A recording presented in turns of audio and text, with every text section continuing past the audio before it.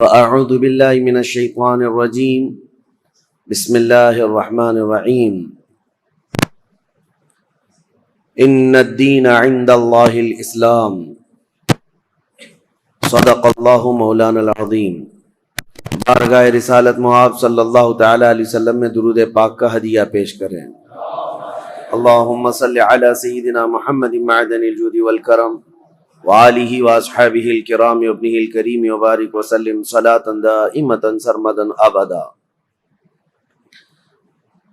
عزیزان گرامی وقار، تاریخ اسلام کی سچائیاں آپ کے سامنے بیان ہوتی جا رہی ہیں۔ خلافت راشدہ کا دور ختم ہوا 40 ہجری میں، چونکہ نبی مکرم مخبر صادق رسول اکرم صلی اللہ تعالی علیہ وسلم کا فرمان علی شان بھی تھا، الخلافت بعدی 30 ثم الملوک، میرے بعد خلافت 30 سال رہے گی، پھر بادشاہت آ جائے گی۔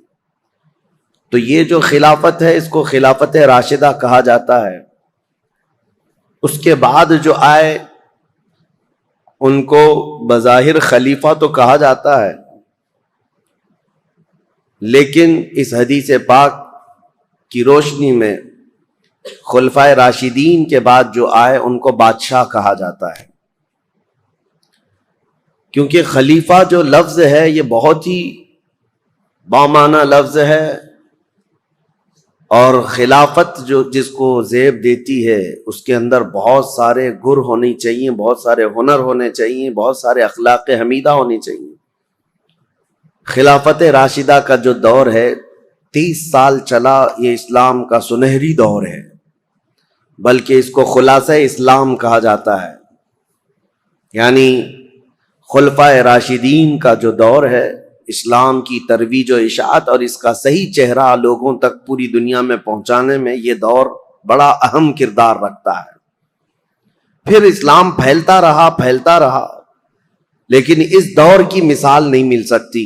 یہ چاروں خلفاء، سیدنا ابوبکر صدیق، سیدنا عمر ابن خطاب، سیدنا عثمان ابن عفان اور سیدنا علی بن ابی طالب رضوان اللہ تعالی علیہ مجمعین کے جو دور گزرے ہیں، لیکن اسلام کی یہ ترقیاں غیروں کو کب بھاتی، کب پسند آتی؟ رومیوں کو انہوں نے دھول چٹا دیا ہے، ایرانیوں کی سلطنت ختم ہو گئی ہے، افریقہ میں اسلام پہنچ چکا ہے، آرمینیا، آذربائیجان، رشیا کے قلب میں اسلام جا چکا ہے۔ تو ظاہر سی بات ہے دشمنان اسلام اس کو ویلکم کرتے ہوئے، استقبال کرتے ہوئے تو نہیں قبول کریں گے۔ دسیسہ کاریاں شروع ہو گئیں، فتنہ پردازیاں، فتنہ انگیزیاں۔ جو چھپے ہوئے لوگ تھے، بظاہر مسلمان تھے لیکن اندر سے وہ کافر تھے، ان منافقین نے اسلام کو نقصان پہنچانے کے لیے کوئی بھی حصہ چھوڑا نہیں۔ جیسے کہ میں نے 2 دن قبل بتایا تھا، سب سے پہلے فتنے کا بیج بونے والا جو شخص تھا عبداللہ بن سبا، یہودی تھا، اسلام میں آیا لیکن جماعتیں پیدا کر دیں۔ اب خلافت راشدہ ختم ہوتے ہوتے ہی مسلمانوں میں جماعتیں آ گئی تھیں، یعنی مولا علی کرم اللہ وجہہ الکریم کا جو انتقال ہوا، آپ کی جو شہادت ہوئی، تقریباً 3 خلفاء کی شہادتیں ہوئی۔ حضرت عمر بھی شہید ہوئے، حضرت عثمان بھی شہید ہوئے، اور حضرت علی کرم اللہ وجہہ الکریم یہ بھی شہید ہوئے۔ لیکن فرق یہ ہے کہ خلیفہ دوم حضرت عمر کی جو شہادت ہے وہ ایک غیر مسلم مجوسی کے ہاتھوں ہوئی، جو آگ کا پجاری تھا، اس کا اسلام سے لینا دینا نہیں تھا، اور اس نے اپنی ذاتی رنجش میں قتل کیا ہے۔ لیکن حضرت عثمان کا قتل مسلمانوں کی ایک باغی جماعت نے کیا، اور حضرت علی رضی اللہ تعالیٰ عنہ کا قتل بھی بظاہر مسلمان کہلانے والے تھے لیکن وہ کافر ہو چکے تھے، خارجی، لیکن نام کے وہ مسلمان ہی تھے، عبد الرحمن بن ملجم جس نے قتل کیا۔ تو اب یہاں سے آپ اندازہ کریں کہ مسلمانوں کے ہاتھ سے جب اتنے بڑے 2 خلیفہ قتل ہو گئے، شہید ہو گئے، تو پھر فتنہ پیدا ہو ہی چکا تھا، فتنہ عروج پر تھا۔ 2 جنگوں کا ذکر کل میں نے کیا تھا، ایک جنگ جمل اور ایک جنگ صفین۔ یہ جنگ جمل جو ہے سیدہ عائشہ صدیقہ رضی اللہ تعالیٰ عنہا تشریف لائی تھیں اس جنگ میں، اور پھر وہ صلح ہو گئی، واپس وہ چلی گئی، حضرت علی بھی گئے، لیکن غلط فہمی سے دونوں فوجوں میں لڑائیاں ہوئیں اور دونوں میں صحابہ بھی شہید ہوئے ہیں۔ اس جنگ کے بعد ایک اور جنگ ہوئی تھی جس کو جنگ صفین کہتے ہیں۔ یہ حضرت امیر معاویہ ملک شام سے نکلے تھے، چونکہ میں نے بتایا تھا آپ کو کہ حضرت عثمان غنی کے قتل کا بدلہ لینے کا سب سے زیادہ جو اعلان کر رہے تھے اس میں حضرت امیر معاویہ تھے، کیونکہ خاندان ایک ہی ہے، حضرت عثمان کا خاندان بھی اور حضرت امیر معاویہ کا خاندان بھی ایک ہی ہے۔ تو خون عثمان کا قصاص، بدلہ، اس نعرے سے وہ اٹھے تھے، اور اس کے بعد جنگ جمل کے بعد حضرت امیر معاویہ رضی اللہ تعالیٰ عنہ بھی فوج لے کر کے نکل پڑے تھے۔ حضرت علی کرم اللہ وجہہ الکریم نے بہت ساری صلح کی کوششیں فرمائیں، خطوط لکھے، لیکن جواب میں صرف ایک ہی جواب آتا تھا کہ خون عثمان کا بدلہ چاہیے۔ یہاں تک کہ ایک بڑے صحابی ہیں جریر بن عبداللہ بجلی، یہ گئے اور حضرت امیر معاویہ سے انہوں نے کہا، کیا آپ کو یہ نہیں معلوم کہ علی بن ابی طالب رسول اللہ صلی اللہ علیہ وسلم کی قرابت داروں میں سے، خاندان میں سے، اور صحابہ میں وہ افضل ترین ہیں، پھر آپ کس طرح سے ان کے لیے جنگ کا ارادہ کر کے نکلتے ہیں؟ کیا آپ یہ سمجھتے ہیں کہ علی بن ابی طالب نے عثمان کا قتل کیا ہے، عثمان بن عفان کا قتل کیا ہے؟ حضرت امیر معاویہ نے کہا، نہ، میں ان کی فضیلت کا بھی قائل ہوں، وہ رسول اللہ صلی اللہ علیہ وسلم کے رشتہ دار بھی ہیں، یہ ساری چیزیں اپنی جگہ پر، لیکن حضرت امیر معاویہ کی ایک دلیل یہ تھی، کہتے ہیں ہاں یہ بھی میں سمجھتا ہوں کہ اگر علی بن ابی طالب نے عثمان بن عفان کا قتل نہیں بھی کیا ہے تو قاتلوں کو ہمارے حوالے کیوں نہیں کرتے؟ جنہوں نے قتل کیا ان کو ہمارے حوالے کرے۔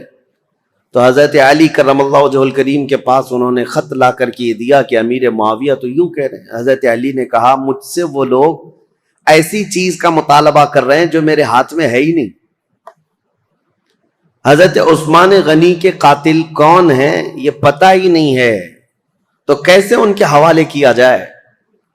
اگر میرے قابو میں ہوتے، میرے قبضے میں ہوتے، تو حضرت علی کہتے ہیں سب سے پہلے خون عثمان کا بدلہ لینے والا علی بن ابی طالب ہوتا، لیکن معاملات نہیں سلجھے، یہ حالات بڑھتے چلے گئے۔ پھر حضرت امیر معاویہ جو لشکر لے کر کے نکل پڑے، اور ان دونوں جماعتوں کی ایک جگہ پر جا کر آمنا سامنا ہو گیا، ان جماعتوں کا مقام نہروان کے قریب۔ حضرت امیر معاویہ کے ساتھ جو فوج تھی وہ بھی بہت ہزاروں کی تعداد میں، اور حضرت علی رضی اللہ تعالیٰ عنہ کے ساتھ جو فوج تھی وہ بھی ہزاروں کی تعداد میں۔ لیکن حیرت کی بات یہ ہے کہ کچھ جو دور اندیش تھے، صحابہ تھے، وہ لڑائی ہونے نہیں دے رہے تھے۔ دونوں فوجیں میدان میں پڑاؤ تو کر لیں، یہ جمادی الاول کا شروع کا مہینہ تھا، اور جمادی الاخر آ گیا، یعنی 2 مہینے تک فوجیں وہیں پر رہیں، لیکن لڑائیاں نہیں ہوئی آمنے سامنے۔ اور حتیٰ کہ حالات ایسے ہو گئے کہ ادھر کی فوج ادھر کے لوگوں میں آ جاتی تھی پانی لینے کے لیے، ادھر کے لوگ ادھر جاتے تھے پانی لینے کے لیے، تو دوستی بھی ہو گئی 2 مہینے میں۔ اور اس کے بعد رجب کا مہینہ شروع ہوا تو حرمت والا مہینہ، اس میں جنگ حرام ہے، تو جنگ بندی ہو گئی۔ 3 مہینے ایسے ہی گزر گئے، دونوں فوجیں میدان میں پڑاؤ ڈالی رہیں۔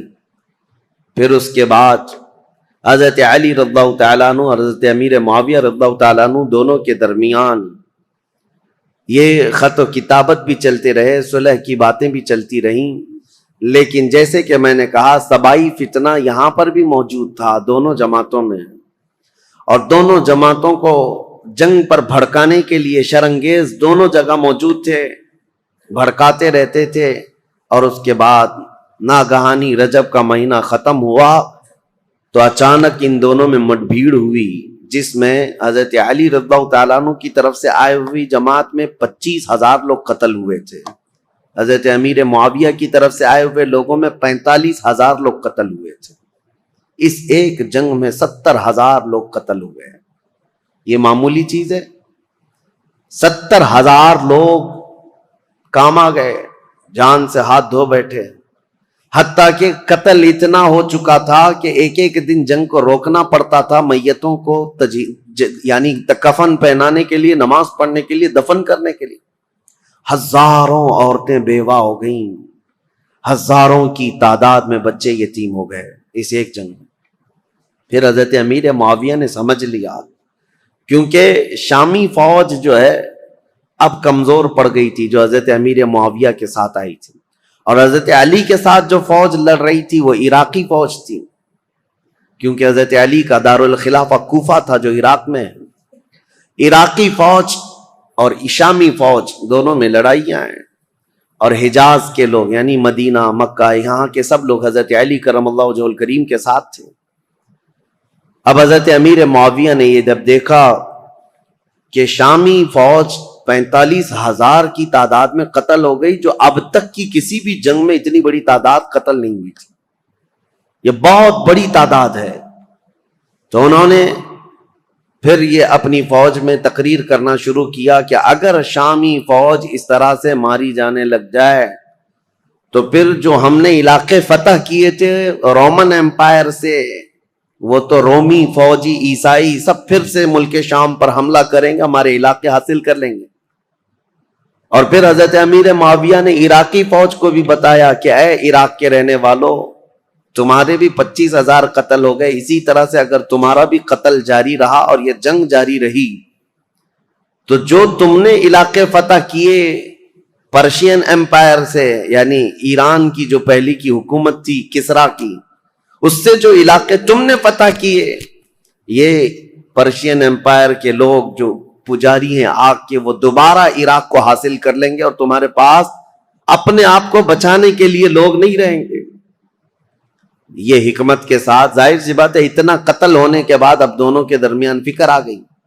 حضرت علی کرم اللہ وجہ الکریم نے جب یہ بات سنی تو عراقیوں کو پوچھا تو عراقی پیچھے ہٹنے کو تیار نہیں تھے، کہا کہ اب امیر معاویہ کی فوج کمزور پڑ رہی ہے اس لیے ایسی باتیں کر رہے ہیں، وہ صلح کرنے کو تیار نہیں تھی فوج۔ تو حضرت امیر معاویہ نے ایک ترکیب نکالی، 5 بڑے بڑے اپنے شام کے لوگوں کو بلایا، کیونکہ حضرت امیر معاویہ بہت ہی مدبر آدمی تھے، سیاست میں ان کا کوئی مثل نہیں ملتا، بلکہ ان کو کہتے ہیں پورے عرب کا ذہن، پورے عرب کی عقل ان کے پاس تھی۔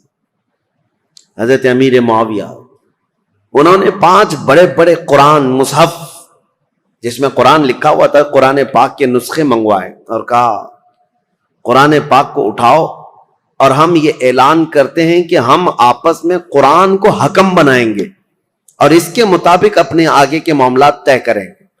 اگر حضرت علی رضی اللہ تعالیٰ عنہ اور ان کی فوج اس کا انکار کرتی ہے تو پھر ظاہر سی بات ہے یہ تو کفر ہو جائے گا، قرآن کو حکم ماننے سے انکار کرنا۔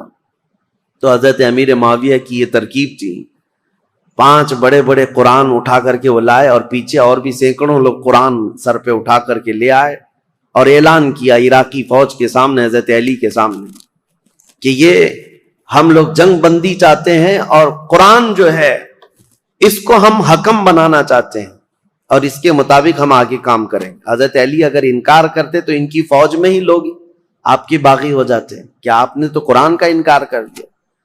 تو حضرت علی رضی اللہ تعالیٰ عنہ یہ سیاست سمجھ گئے، آپ نے فرمایا ہم نے جو جنگ کی ہے وہ اسی لیے کہ تم قرآن کے پابند بن جاؤ، اسی لیے تو ہم تلوار اٹھائے، اور آج اگر آپ کو یہ بات لگ رہی ہے کہ قرآن کو حکم بنایا جائے تو اس کے سب سے پہلے پیروکار ہم ہوں گے۔ پھر دونوں کی جانب سے یہ بات طے پائی کہ ایک ایک صحابی کو حکم بنایا جائے اور قرآن اور حدیث رسول کے مطابق وہ فیصلہ کرے۔ تو حضرت امیر معاویہ نے اپنے مشیر خاص یعنی ان کے بہت قریبی تھے عمرو بن عاص رضی اللہ تعالیٰ، صحابی ہیں جنہوں نے مصر فتح کیا، وہ حضرت امیر معاویہ کے قریبی تھے، حضرت امیر معاویہ نے ان کو حکم بنا دیا۔ حضرت علی رضی اللہ تعالیٰ عنہ کی طرف سے حضرت ابو موسیٰ اشعری، یہ نہایت سادہ دل تھے اور ہر ایک کے متعلق عفو درگزر کا معاملہ اپنے اندر رکھتے تھے، جیسے اپنے لیے سوچتے تھے ایسے دوسرے کے لیے بھی خیال رکھتے تھے۔ حالانکہ ابو موسیٰ اشعری رضی اللہ تعالیٰ عنہ یہ کوفہ کے گورنر رہے ہیں، مدبر رہے ہیں، ذہین رہے ہیں، لیکن حضرت علی ان کے حکم بنانے کے حمایت میں نہیں تھے، لیکن لوگوں کی زور زبردستی پر ان کو حکم بنایا گیا۔ مسئلہ تاریخ کا ہے، اس لیے میں آپ کو بتا رہا ہوں، پھر اسی لیے میں تاریخ دہراتا ہوں کہ کوئی ڈھکوسلا بازی کرتے ہوئے تمہیں پھر گمراہ نہ کر دے۔ حقیقت کیا ہوئی اور کیا ہوا تھا یہ جاننا آپ کے لیے ایک بار ضروری ہے۔ دونوں نے حکم بنایا۔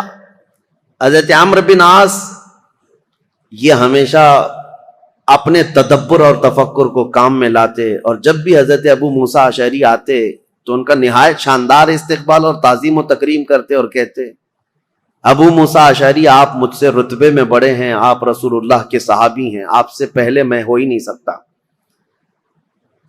تو حضرت ابو موسیٰ اشعری پر یہ دباؤ ہمیشہ رہتا تھا، اور دونوں کو اب صلح نامے پر دستخط کروانی تھی، یا جو بھی دونوں لوگ فیصلہ لیتے اس پر عمل کرنا تھا۔ دونوں جماعتوں کو، دونوں نے وعدہ کر لیا تھا، دستخطیں ہو گئی تھی۔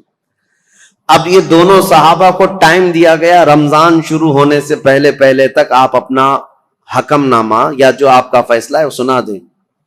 ایک جگہ بھی منتخب کر لی گئی، اس جگہ پر جا کر کے اپنا فیصلہ سنائیں گے۔ اب دونوں آپس میں بیٹھ کر کے جو باتیں کرتے ہیں، حضرت ابو موسیٰ اشعری اور حضرت عمرو بن عاص، دونوں میں بہت لمبی گفتگو ہوئی ہے۔ اب وہ ضروریات میں سے نہیں ہے جس کو بیان کرنا، کیونکہ حضرت ابو موسیٰ اشعری یہ پوچھتے تھے عمرو بن عاص سے، آپ کس اعتبار سے امیر معاویہ کو خلافت کا حقدار سمجھتے ہیں، جبکہ ابھی حضرت علی بن ابی طالب ہمارے درمیان موجود ہیں اور رسول اللہ کے داماد ہیں، ان کی فضیلتیں آپ سے چھپی ہوئی نہیں ہیں۔ حضرت عمرو بن عاص نے بھی اسی طرح کی گفتگو کی۔ بہرحال اس پوری گفتگو کا جو خلاصہ نکلا وہ میں بتاتا ہوں۔ حضرت عمرو بن عاص کہتے تھے ہمیشہ کہ آپ پہلے بتائیں آپ چاہتے کیا ہیں۔ حضرت ابو موسیٰ اشعری نے کہا، اب میں یہ چاہتا ہوں کہ مسلمانوں کو اس فتنہ انگیزی سے اور یہ روز روز کی جنگ سے نکالنے کے لیے یہ اعلان کر دوں کہ اب حضرت علی بھی خلیفہ نہیں ہے، امیر معاویہ بھی خلیفہ نہیں ہے، یہ معاملہ اب جیسے صدیق اکبر کے زمانے میں مسلمانوں کے حوالے تھا، وہ جس کو چاہیں خلیفہ منتخب کریں۔ رسول اللہ صلی اللہ تعالی علیہ وسلم کی وفات کے بعد جو حالات ہوئے تھے، میں یہ چاہتا ہوں کہ مسلمانوں کے حوالے یہ کر دیا جائے اور پھر سے وہ منتخب کریں۔ حضرت عمرو بن عاص نے کہا، بالکل آپ صحیح سوچتے ہیں۔ حضرت عمرو بن عاص بھی اسی خیال کے حامی رہے، لیکن بہرحال دونوں حکم تھے، دونوں صحابی تھے۔ بات یہاں تک آئی، جس دن یہ اعلان ہونا تھا حضرت ابو موسیٰ اشعری اور حضرت عمرو بن عاص کی طرف سے، یہ تاریخ ہے میرے عزیزوں، حجاز کے، مکہ مکرمہ، مدینہ طیبہ کے اکثر بڑے بڑے صحابہ بھی یہ فیصلہ سننے کے لیے آئے تھے کہ آج ہوگا کیا، کہ مسلمانوں کے درمیان جاری جنگ کو ختم کرنے جا رہے ہیں دو حکم صحابہ۔ تو دونوں کو الگ الگ اختیارات تھے، آپ جو کہیں گے اس پر عمل ہوگا، لیکن قرآن اور حدیث کے مطابق۔ تو حضرت عمرو بن عاص نے یہ کہا کہ پہلے میں نہیں سناؤں گا، اپنا فیصلہ پہلے ابو موسیٰ اشعری سنائے۔ حضرت ابو موسیٰ اشعری کو کھڑا کیا گیا، تو انہوں نے اپنا فیصلہ سنا دیا کہ میں نے یہ ارادہ کیا ہے کہ مسلمانوں کو جنگوں میں مبتلا کرنے سے بہتر ہے کہ یہ خلافت سے دونوں معزول ہو جائیں، دستبردار ہو جائیں۔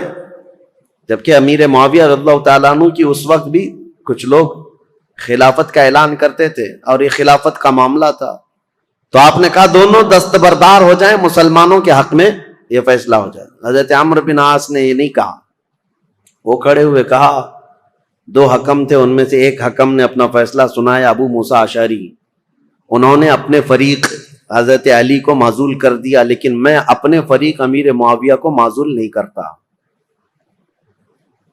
تو یہ ہمارا فیصلہ ہے۔ اس بات پر بہت بڑا ہنگامہ ہوا۔ پھر بات یہاں کو پہنچی کہ ان دونوں حکموں کی بات تسلیم کی جانی تھی، لیکن شامی الگ باغی ہو گئے، عراقی الگ باغی ہو گئے۔ بہرحال یہ معاملہ اس وقت جا کر ٹھنڈا ہوا جب خود حضرت علی اور حضرت امیر معاویہ آمنے سامنے آ گئے، اور ان دونوں نے آپس میں بیٹھ کر کے پھر صلح نامہ لکھا. حضرت علی کرم اللہ وجہ الکریم اپنی باقی ماندہ فوج کو لے کر عراق تشریف لائے، کوفہ، اور حضرت امیر معاویہ کو ملک شام بھیج دیا گیا. یہ معاملات جو ہوئے 37 ہجری میں، یعنی حضرت علی رضی اللہ تعالیٰ عنہ کی خلافت قائم ہو چکی تھی 35 ہجری میں، 37 ہجری میں یہ سب حالات ہوئے. پھر حضرت علی کرم اللہ وجہ الکریم کوفہ تشریف لے گئے. 40 ہجری میں حضرت علی کا انتقال ہو گیا. کل یہاں تک کے حالات میں آپ کے سامنے بیان کر چکا تھا. چونکہ یہ جنگ صفین کے بارے میں کل مختصراً عرض کیا تھا، آج میں نے اس کو ڈیٹیل میں آپ کے سامنے رکھ دیا. دونوں جنگیں، اس میں مسلمانوں کا بڑا خسارہ ہوا ہے، جنگ جمل ہو کہ جنگ صفین ہو، دونوں جنگوں میں مسلمان شہید ہوئے. لیکن جانتے ہو ان جنگوں کے بارے میں تمہارا موقف کیا ہے، ہمارا موقف کیا ہے، شیعہ لوگوں کا موقف کیا ہے؟ یہ اپنی جگہ پر خود مولا علی کرم اللہ وجہ الکریم کا موقف کیا ہے یہ ہم دیکھتے ہیں. جنگ صفین میں جو قتل ہو کر کے گرے ہوئی تھی لاشیں، جنگ کے بعد حضرت علی رضی اللہ تعالیٰ عنہ میدان سے گزرتے، یہ بھی حدیث موجود ہے، روایت موجود ہے، ابن عساکر کی روایت. حضرت علی رضی اللہ تعالیٰ عنہ میدان سے گزرتے تھے، اور جب اپنی فوج کے جو مقتول تھے، شہید تھے، ان کو دیکھتے اور کہتے یہ جنتی لوگ ہیں جو شہید ہو گئے. اور پھر ادھر کی جماعت کے جو لوگ قتل ہوئے تھے ان کی لاشوں کے پاس جاتے، حضرت علی کہتے یہ جو جتنے قتل ہوئے جنتی لوگ ہیں. میرے عزیزو، دونوں کے متعلق یہ بات کہنا، یہ آپ کو سمجھنا چاہیے کہ جس امام کے سامنے یہ معاملات درپیش تھے، انہوں نے خود کہا کہ دونوں طرف مسلمان ہیں، اور جو تلواریں اٹھی ہیں وہ غلط فہمی کی وجہ سے اٹھی ہیں یا کسی فتین کی فتنہ انگیزی کی وجہ سے اٹھی ہیں، ان کی اجتہادی خطا ہے. لیکن بعد کے آنے والے اکابر علماء اور اکابر ائمہ اکرام جتنے بھی ہیں، سبوں نے یہی کہا ہے جنگ میں دونوں طرف صحابہ تھے، لیکن حق پر علی بن ابی طالب تھے، سیدنا مولا علی کرم اللہ وجہ الکریم تھے. خیر، 40 ہجری میں جب آپ کا انتقال ہوا تو اب خلافت کا مسئلہ پھر سے آ گیا. میں نے آپ کو شروع سے بتایا ہے تاریخ اسلام میں خلافت کا انتخاب، خلیفہ کا انتخاب، یہ بہت اہم مسئلہ ہوتا ہے. اس وقت بڑی جنگ ہو سکتی ہے، اس جنگ کو ختم کرنا، ارے میاں یہاں چھوٹے الیکشن میں جنگیں ہو جاتی ہیں. وہ خلیفہ اسلام کا انتخاب اور بہت اہم ذمہ داری ہوتی ہے. تو حضرت علی رضی اللہ تعالیٰ عنہ کے انتقال کے بعد جتنے کوفہ کے لوگ تھے، مولا علی کرم اللہ وجہ الکریم کے جتنے حمایتی لوگ تھے، اور مدینہ مکہ مکرمہ میں جتنے لوگ مولا علی کرم اللہ وجہ الکریم کے لوگ، ان کی جماعت کے، ان کے حامیان میں سے تھے، سبوں نے یہ اعلان کیا کہ حضرت علی کے بڑے بیٹے حسن، امام حسن مجتبیٰ کو خلافت پر فائز کیا جائے. حضرت امام حسن کو لوگوں نے بٹھا دیا کرسی خلافت پر، اور سب ان کے ہاتھوں پر بیعت کرنے لگے. حضرت امام حسن مجتبیٰ رضی اللہ تعالیٰ عنہ نے بیعت بھی لی. یہ 5ویں خلیفہ ہیں، تاریخ ہے 5ویں خلیفہ ہیں، اور خلافت راشدہ کا جو 30 سال کا پیریڈ ہے اس کے اندر ہی ہیں. ابھی 6 مہینے باقی ہیں خلافت راشدہ کے. 30 سال حضور نے فرمایا نا، یہ سارے 29 سال ہوئے تھے حضرت ابوبکر صدیق سے لے کر حضرت علی تک. جب حضرت علی کا انتقال ہوا 29.5 سال ہوئے تھے.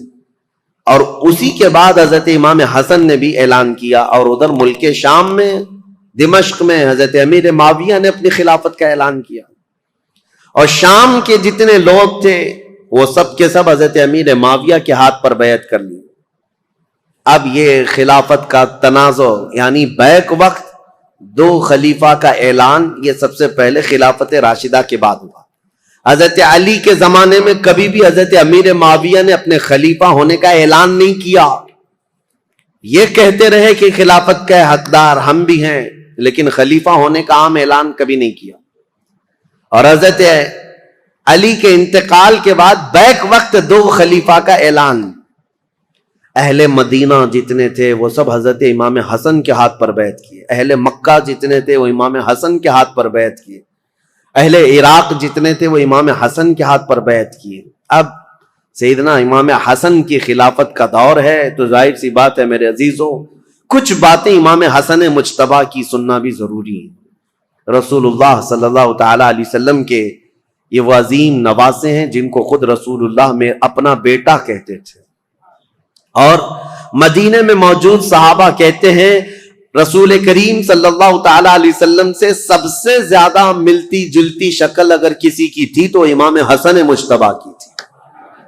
ان کے چہرے پاک کو دیکھتے لوگ تو حضرت امام حسن مجتبی رضی اللہ تعالیٰ عنہ کو حضور کو یاد کرتے تھے.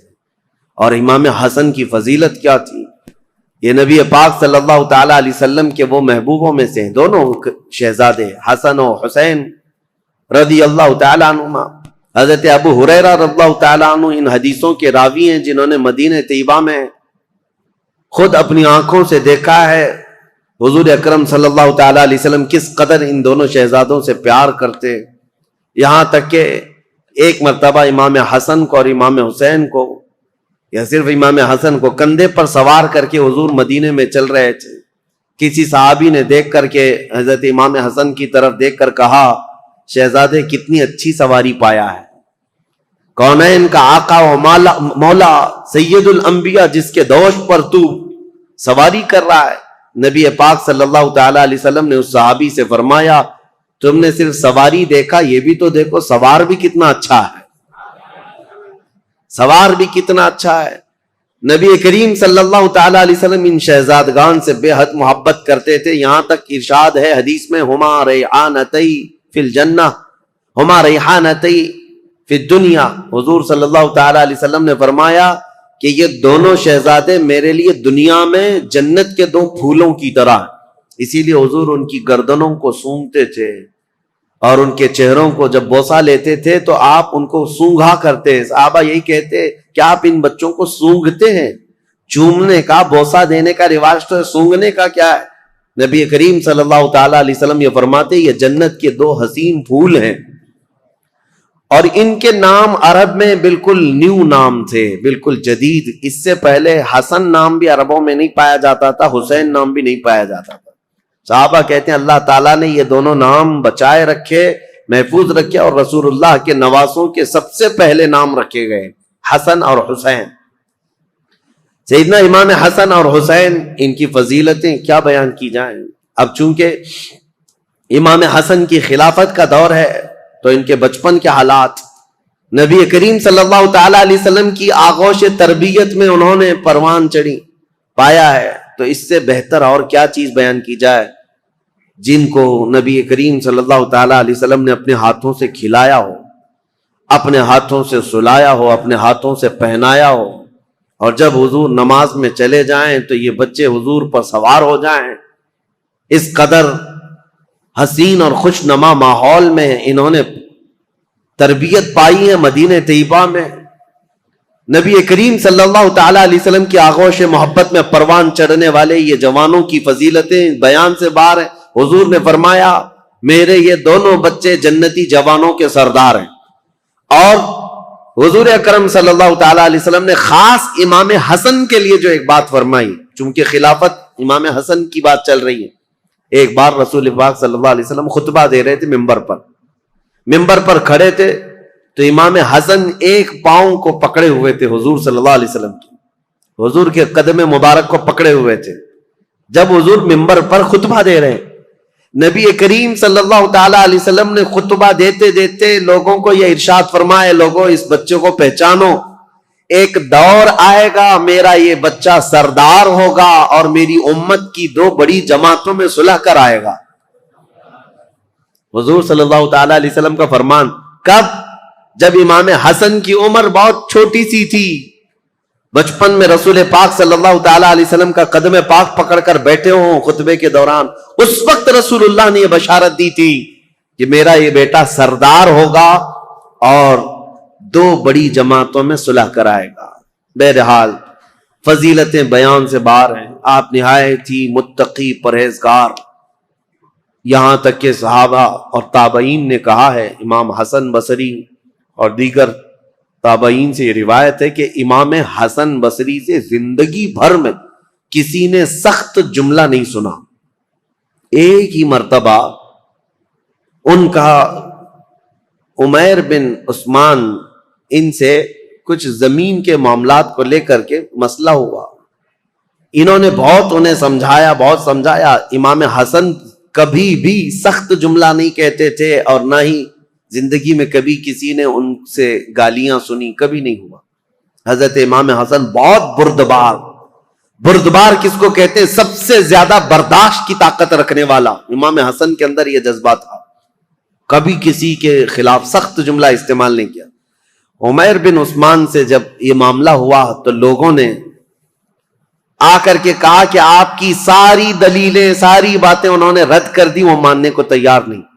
امام حسن نے کہا اس سے زیادہ میں کیا کر سکتا ہوں، اس کی ناک خاک آلود ہو جائے. بس یہ ایک جملہ فرمایا گیا. پوری زندگی میں ہم نے امام حسن سے سنا، اس کے علاوہ سخت جملہ کسی کے بارے میں کہتے ہوئے کبھی نہیں سنا. حتیٰ کہ آپ کو میں بتاؤں، مروان، یہ جس نے حضرت عثمان غنی کی مہر چرائی تھی، یہ مروان جو بھاگ کر گیا تھا حضرت عثمان کے قتل کے وقت، مدینے میں نہیں تھا. یہ حضرت علی رضی اللہ تعالیٰ عنہ کی وفات کے بعد جب امیر معاویہ نے ملک شام میں خلافت کا اعلان کیا تو مروان کو مدینے کا گورنر بنا کر بھیج دیا. یہ مروان سخت قسم کا آدمی تھا. اس کی پیدائش میں فرمایا تھا رسول کریم صلی اللہ تعالیٰ علیہ وسلم نے، گرگٹ کا بچہ گرگٹ پیدا ہو گیا. یہ مروان بن حکم، یہ وہ شخص ہے، مدینے کا حاکم بنا تھا. یہ خطبہ دیتا تھا اور خطبے میں سخت جملے حضرت امام حسن کے بارے میں کہتا تھا، اور امام حسن بیٹھے ہوئے سنتے تھے خطبے میں. ان کے باپ کو گالیاں دیتا تھا اور حضرت امام حسن کو بولتا تھا. یہاں تک کہ ایک مرتبہ امام حسن ایک مجلس میں بیٹھے ہیں، اور بھی لوگ تھے، مروان بیٹھا ہوا ہے. اس نے تانا مارتے ہوئے یہ کہا کہ ایسا شخص ہے، میں اس کے باپ کے بارے میں کہتا ہوں تو یہ کہتا ہے میری ماں گھوڑی تھی. نعوذ باللہ من ذالک. سیدہ کائنات کی طرف بھی اس نے بد زبانی کی تھی. میں یہ بات صرف اس لیے کہہ رہا ہوں، اتنا سخت جملہ سامنے کہنے کے بعد امام حسن مجتبی رضی اللہ تعالیٰ عنہ اف تک نہ کہتے تھے. کھڑے ہو گئے. لوگوں نے کہا نواز رسول، جگر گوش بطول حسن مجتبی کے متعلق ایسا کہتا ہے. حضرت امام حسن یہ کہتے کہ اے لوگوں، تم سب کے سامنے اللہ نے مجھے سورج کی طرح ظاہر رکھا ہے، میرے اندر کوئی ایسی چیز نہیں. اور جو کچھ مروان کہتا ہے، اگر میں بدلے میں کچھ کہہ دوں تو اس کی بات کا بدلہ کم ہو جائے گا. اس کے لیے سب سے بہترین انتقام اللہ کی ذات ہے. یہ امام حسن کہتے تھے اس کے جملے اتنے بڑے ہیں کہ اگر میں بدلہ لے لوں تو یہ کم ہو جائے گا، اس کے لیے انتقام کم ہو جائے. اس لیے میں اللہ رب العزت کے سپرد کرتا ہوں. بردباری، برداشت کی طاقت امام حسن کے اندر اتنی زیادہ تھی. ان کو گالیاں دی گئی ہیں، ان کے خلاف برا بھلا ان کے مدینے میں کہا جاتا رہا. بہرحال امام حسن رضی اللہ تعالیٰ عنہ نے جیسے ہی خلافت کا اعلان کیا، حضرت امیر معاویہ نے بھی خلافت کا اعلان کیا تھا، تو انہوں نے پھر سے فوج کشی کا ارادہ کر لیا کہ ایک وقت دو خلیفہ کا اعلان مسلمانوں میں انتشار پیدا کر دے گا. امیر معاویہ نے ملک شام کی جتنی فوج تھی وہ جمع کی اور کہا حسن بن ابی طالب سے کہہ دو، کیونکہ امیر معاویہ 22 سال سے گورنر تھے ملک شام کے اور خلافت کا اعلان کیا تھا. بہت سارے لوگوں نے وہاں ان کی بیعت کو مان بھی لیا تھا.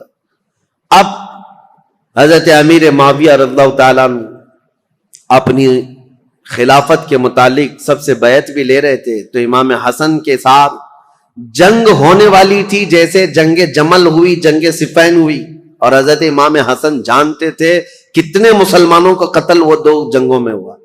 ایک جنگ میں 12,000 اور دوسری جنگ میں 70,000 قتل ہوئے تھے. اب یہ خلافت کے چکر میں تیسری جنگ ہو سکتی تھی. امام حسن مجتبی رضی اللہ تعالیٰ عنہ کوفہ والوں کو جمع کرتے ہیں اور پوچھتے ہیں تمہارا کیا خیال ہے. سارے جمع ہوئے اور کہا علی بن ابی طالب کے بعد سب سے افضل جماعت میں آپ ہیں اور خلافت کا حق صرف اہل بیت کو ہونا چاہیے. یہ ساری باتیں کوفہ والوں کی تھی. انہوں نے حضرت امام حسن سے کہا تو حضرت امام حسن نے کہا چلو میرے ساتھ. امیر معاویہ ملک شام سے نکلے ہوئے، ہم کسی جگہ آمنے سامنے ہونے والے ہیں. کوفہ والے بھی نکلے امام حسن کے ساتھ، اور ملک شام سے امیر معاویہ کے ساتھ بھی ایک فوج. لیکن جس جگہ ان دونوں فوجوں کا آمنا سامنا ہوا، امام حسن جنگ کی نیت سے نہیں آئے تھے، سیدھے حضرت امیر معاویہ کے پاس گئے. کہا پچھلی جنگوں کے تلخ تجربے میرے سامنے ہیں، اس کے کڑوے نتیجے مجھے پتا ہیں. خون بہے گا ہمارے درمیان یا تمہارے درمیان، میں خلافت کا یہ کڑوا مزہ نہیں لینا چاہتا، لہذا میں تم سے کچھ شرائط پر صلح کرنا چاہتا ہوں. حضرت امیر معاویہ نے کہا بتائیے آپ. حضور صلی اللہ تعالیٰ علیہ وسلم کے نواسے ہیں، حضرت علی کے بیٹے. امیر معاویہ ایسا نہیں ہے کہ ان کی بے حرمتی کرتے تھے یا توہین کرتے تھے، نہیں، عزت بھی کرتے تھے. خلافت کا معاملہ ہے. تو حضرت امام حسن نے صلح نامہ لکھوایا، شرائط لکھوائے. اس میں پہلی یہ تھی کہ امیر معاویہ کے انتقال کے بعد خلافت پھر امام حسن کے پاس آ جائے گی.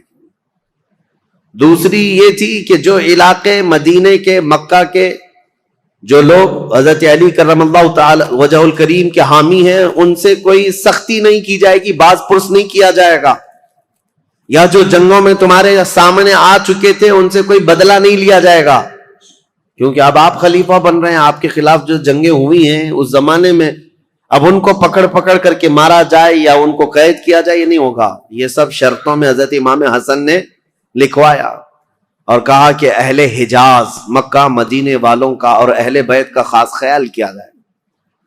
حضرت امیر معاویہ نے ان تمام شرائط کو قبول کر لیا، سب منظور ہے. پھر ہر سال 1,00,000 دینار امام حسن مجتبی رضی اللہ تعالیٰ عنہ کو نظر کیے جانے پر یہ صلح منظور ہوئی.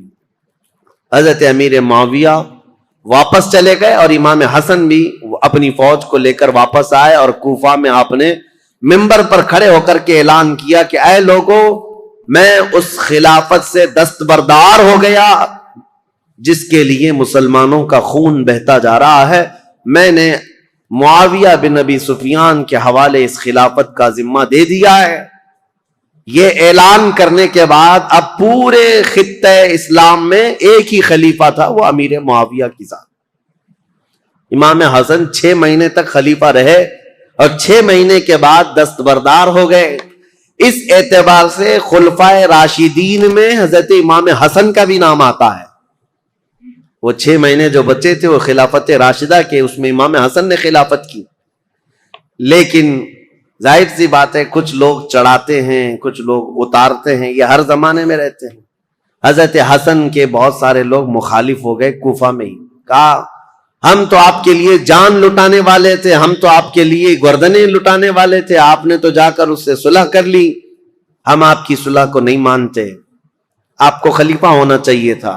زور زبردستی. حضرت امام حسن نے کہا میں نے خلافت کے سارے دور دیکھے ہیں، صدیق اکبر سے لے کر میرے باپ علی بن ابی طالب تک جو معاملات ہوتے رہے، لیکن اب وہ زمانہ نہیں رہا جس میں اکابر صحابہ تھے، بدر میں شریک، احد میں شریک، فتح مکہ میں. وہ صحابہ کی تعداد کم ہو گئی ہے. اے لوگو، اب خلافت نہیں، اب ملوکیت آ گئی، اب بادشاہت آ گئی ہے، اور میں نہیں چاہتا کہ یہ بادشاہت کا دھبا آل رسول کے دامن میں بھی آئے. یہ حضرت امام حسن کا اعلان تھا. وہ بادشاہت کا داغ نہیں لینا چاہتے تھے، کیونکہ دنیا بات کو یہ نہ کہے کہ رسول اللہ کے شہزادے خلافت راشدہ کے بعد پھر بادشاہ بن گئے. نہیں، میرے آقا صلی اللہ تعالی علیہ وسلم جن شہزادوں کو چوما کرتے تھے ان شہزادوں نے خلافت کو یوں دے دیا. حضرت امیر معاویہ کے جانے کے بعد میرے عزیزو، یہ ایک ایسی عظیم صلح تھی پورے اسلامی تاریخ میں جس نے ایک بہت بڑی جنگ کا ناکہ بند کر دیا تھا. ختم ہو گئی، جنگیں ختم ہو گئی. اب یہاں پر ان کی صلح کے بعد رسول مختار صلی اللہ تعالی علیہ وسلم کی وہ حدیث یاد کرو جب میرے آقا نے ممبر پر کھڑے ہو کر کے امام حسن مجتبی کے لیے کہا تھا میرا یہ بیٹا سردار ہوگا اور میری امت کی 2 بڑی جماعتوں میں صلح کرائے گا. اس مخبر صادق صلی اللہ علیہ وسلم کے فرمان کو امام حسن نے سچ ثابت کر دکھایا. میرے عزیزو، تخت پر بیٹھنا یہ کمال کی بات نہیں، نیچے چل کر کے بادشاہ بننا یہ بہت بڑے کمال کی بات ہے. امام حسن خلافت سے دستبردار تو ہو گئے، لیکن لوگوں کے دلوں سے کبھی ان کی محبت کم نہیں ہوئی. لوگوں کے دلوں میں ان کے لیے احترام کا جذبہ بہت زیادہ تھا. آج بھی میرے عزیزو، میں ایک حیرت کی بات ہے آپ کو بتاؤں، مدینہ طیبہ میں جانے کے بعد ان ظالم نجدیوں نے جنت البقیع کے جتنی قبریں تھی بلڈوزر سے سب کو منہدم کر دیا، صاف کر دیا.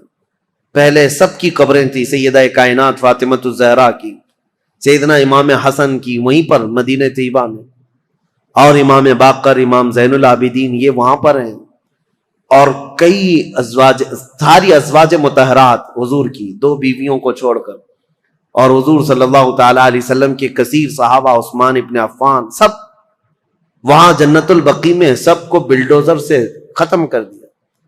لیکن آج بھی جاؤ مدینہ طیبہ، صبح شام حاضریاں تو ہوتی ہیں، دروازہ کھلتا ہے، ایک نہیں ہزاروں کی تعداد میں سارے مومنین جاتے ہیں، جنت البقیع جاتے ہیں، ڈھونڈتے رہتے ہیں آج بھی. اور قبریں نہ بھی ملے تو انہیں ان صحابہ کو اور ان اکابر کو یاد کر کے روتے ہیں اور دعائیں کرتے ہیں اور واپس آتے ہیں. میں پوچھنا چاہتا ہوں، قبروں کو منہدم کر دینے کے بعد پورے کروڑوں مسلمانوں میں سے کسی کے بھی دل میں سیدہ فاطمۃ الزہرا کی عظمت کم ہوئی؟ کیا امام حسن مجتبی کی قبر کو ڈھا دینے کے بعد ان کی عظمت کسی کے سینے میں کم ہوئی؟ ان ظالموں کو یہ خبر نہیں، ان کے مقامات و مراتب صرف قبروں سے نہیں ہے. اللہ جسے مقام دیتا ہے وہ صبح قیامت تک عطا کرتا ہے. یہ ہمارے دلوں میں ان کی عظمت ہے. سیدنا امام حسن مجتبی رضی اللہ تعالیٰ عنہ نے خلافت امیر معاویہ کے حوالے کر دیا. چونکہ ہمارا موضوع جو چل رہا ہے وہ تاریخ اسلام ہے، تو تاریخ کو لے کر کے چلنا ہے مجھے کربلا تک. کربلا کے واقعات کیسے پیش آئے اب آپ کا ذہن بن گیا ہوگا. جب حضرت عثمان کے زمانے سے اتنے معاملات چل رہے تھے تو پھر کربلا آنے تک کے معاملات کیا کیا ہوئے ہوں گے. اب آپ کا ذہن خود ہی فیصلہ کرے گا کیا کیا ہوئے ہوں گے. ٹھیک ہے، حضرت امیر معاویہ آ گئے، والی شام ہی نہیں بلکہ پوری خلافت اسلامیہ کے آپ امیر بن گئے.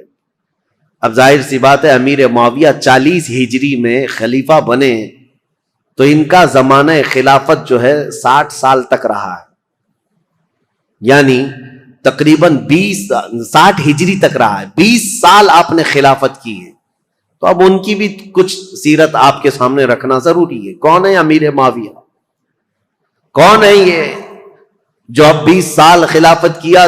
خلفائے راشدین کے بعد سب سے لمبا دور ان کو ملا ہے، اور 22 سال پہلے گورنر رہے.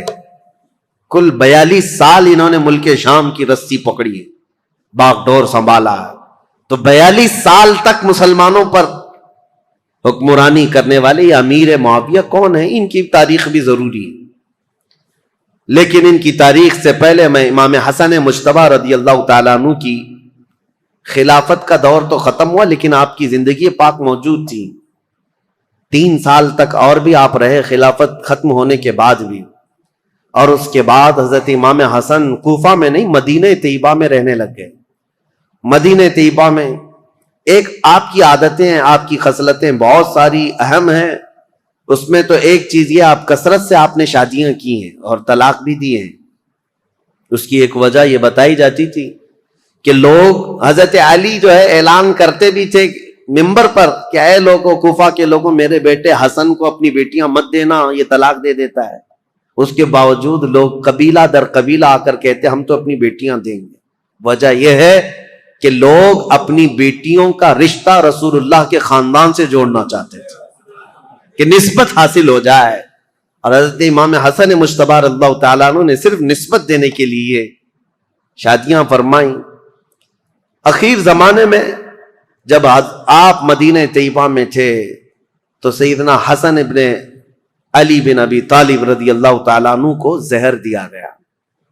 پہلے آپ کو دودھ میں کوئی زہر دیا گیا اور یہ تاریخ میں آپ کو بتاؤں، جیسے ہی آپ کو زہر دیا گیا رات کو ایسا تڑپتے تھے پوری، اور آپ کو جب بے چینی ہوتی، بے قراری ہوتی تو حکیم کو نہیں بلاتے تھے، دوڑ کر کے روضہ رسول کے پاس آتے تھے، نبی کریم صلی اللہ تعالی علیہ وسلم کے روزے کو پکڑ کر کے لپٹ جاتے تھے، اور تھوڑی دیر کے بعد حضرت امام حسن کے منہ سے وہ زہر نکل جاتا یا قے ہو جاتی اور آپ کو آرام مل جاتا اور آپ آتے۔ ایک بار ہوا، دو بار ہوا، دوسری مرتبہ بھی زہر دیا گیا۔ اب اس کے بعد پھر آپ روزے رسول پر آتے تھے اور اللہ کے حبیب صلی اللہ تعالی علیہ وسلم سے استغاثہ کرتے۔ لوگ آج ہم سے یہ سوال کرتے ہیں کہ حضور کے انتقال کے بعد، وفات کے بعد مانگنا حرام ہے؟ ان کے نواسے زہر پینے کے بعد خود رسول اللہ کی بارگاہ میں حاضر ہوتے اور شفا کی امید سے جاتے کہ اگر میرے مصطفیٰ دعا کر دیں تو اللہ تعالیٰ شفا عطا فرمائے گا۔ اور یہی حسن مجتبی کا عقیدہ ہے جو بریلی کے امام نے دیا تھا۔ کیا ہے؟ بریلی کے امام نے یہ ہمیں بتایا تھا، شافی و نافی ہو تم، وافی و کافی ہو تم، درد کو کر دو دوا، تم پہ کروڑوں درود۔ حضرت حسن مجتبی رضی اللہ تعالیٰ عنہ کو تیسری مرتبہ شربت میں ہیرے کی انی کاٹ کر کے، ٹکڑے کر کے، ہیرا جو ہوتا ہے اس کا جو برادہ ہوتا ہے پاؤڈر، یہ شربت میں ملا کر حضرت امام حسن کو پلایا گیا تھا۔ اور جیسے ہی یہ پلایا گیا، حضرت امام حسن رضی اللہ تعالیٰ عنہ کے پیٹ میں اتنی سخت تکلیف ہوئی کہ پوری انتڑیاں کٹ کٹ کر کے آپ کے منہ سے باہر آ گئی۔ ہیرا اگر کٹا ہوا ہیرا اگر کسی کے پیٹ میں چلا جائے تو وہ پوری انتڑیوں کو اور کلیجے کو سب کو پھاڑ دیتا ہے۔ حضرت حسن مجتبی رضی اللہ تعالیٰ عنہ کو ہیرے کی انی کاٹ کر کے شربت میں ملا کر پلایا گیا، اور انتڑیاں کٹ کر کے جب باہر آتی تھیں اس وقت بھی آپ روضہ رسول کے پاس تھے۔ امام حسین رضی اللہ تعالیٰ عنہ اس وقت آپ کے پاس موجود تھے، اور آپ لپٹ کر کے روتے تھے اور کہتے تھے، بھائی جان آپ کو پتا ہے کس نے آپ کو زہر دیا اور کون یہ کام کر رہا ہے؟ اللہ کے لیے اللہ کا واسطہ دیتا ہوں مجھے بتا دے۔ حضرت امام حسن کیا کہتے اپنے سگے بھائی امام حسین سے؟ کہتے کہ اگر میں بتا دوں جس کے بارے میں مجھے شک ہے، اور اگر وہ نہیں ہوا حقیقت میں، تو بلا وجہ میں کسی ایک شخص کے اوپر تہمت لگانے کے جرم میں قیامت کے دن پکڑا جاؤں گا،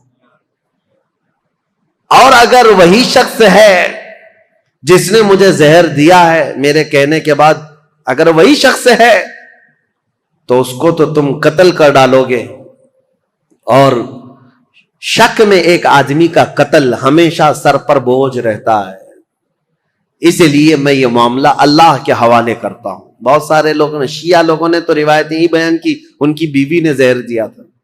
بہرحال روایتیں الگ الگ لائی گئی ہیں، لیکن صحیح روایت سے ثابت نہیں۔ امام حسن نے کبھی یہ نہیں کہا کس نے زہر دیا، یہاں تک کہ اپنے بھائی امام حسین رضی اللہ تعالیٰ عنہ کو کئی وصیتیں انہوں نے فرمائی، اور ایک وصیت امام حسن کی یہ تھی، سنیے بڑی دردناک بات ہے۔ اپنے انتقال سے پہلے اپنے بھائی امام حسین سے کہا، میرے چھوٹے بھائی میری ایک خواہش ہے، میرا جب انتقال ہو تو ماں عائشہ صدیقہ کے پاس جائیں اور ان سے اجازت لیں، ان کے حجرے میں جہاں رسول اللہ صلی اللہ تعالی علیہ وسلم دفن ہے، حسن کو بھی جگہ دے دی جائے، میں وہیں دفن ہونا چاہتا ہوں، اور اگر اس مسئلے میں کوئی اختلاف ہو جائے یا کوئی تعرض کرے یا کوئی معاملہ پیش آنے لگ جائے تو پھر تمہارے لیے وصیت ہے کہ میری ماں کے قدموں میں جنت البقیع میں دفن کر دیا جائے۔ امام حسین کو یہ جب وصیت کی، حضرت ابو ہریرہ بھی وہاں تھے۔ انتقال ہو گیا، آپ کی جنازہ پڑھی گئی، فرمایا گیا کہ اس دن پورے مدینے میں آپ کے جنازے پر اتنی بھیڑ تھی کہ اگر اوپر سے سوئی گرائی جاتی تو زمین پر نہیں گرتی، اتنے لوگوں کا مجمع تھا، پورا مدینہ بھر گیا تھا، بے اختیار لوگوں کی چیخیں نکلی تھی مدینہ طیبہ میں، کیونکہ امام حسن کو مدینہ طیبہ میں بچپن سے لوگوں نے دیکھا تھا۔ اب حضرت امام حسین سیدہ عائشہ صدیقہ کے گھر آئے، ام المومنین اس وقت باحیات تھیں، سیدہ عائشہ صدیقہ رضی اللہ تعالیٰ عنہا سے آ کر کے کہا کہ میرے بھائی کی یہ خواہش تھی کہ رسول اللہ صلی اللہ تعالیٰ علیہ وسلم کے حجرے میں دفن ہو جائیں۔ حضرت عائشہ صدیقہ نے اجازت دے دی، میری طرف سے اجازت ہے، جاؤ۔ رسول اللہ صلی اللہ علیہ وسلم ان سے بے حد پیار کرتے تھے، بہت محبت کرتے تھے، اگر وہ رسول اللہ کے پہلو میں رہیں گے تو یہ ان کا حق ہے۔ امام حسن کے لیے ماں عائشہ صدیقہ نے اجازت دے دی، اور جب امام حسین آئے تو مدینے کا جو گورنر تھا مروان، جس کو گورنری دی گئی تھی، والی مدینہ بنا تھا، حاکم تھا، یہ آیا اور تلوار نکال کر کھڑا ہو گیا، کہا کہ جب یہاں پر عثمان بن عفان نہیں دفن ہوئے تو پھر میں علی کے بیٹے کو بھی یہاں دفن ہونے نہیں دے سکتا۔ تلوار نکل گئے۔ حضرت امام حسین نے بھی تلوار نکالی تھی اس وقت کہ نہیں، طاقت کے زور پر ہی صحیح میرے بھائی حسن کا یہ حق ہے، وہ رسول اللہ کے قدموں میں دفن ہوں گے۔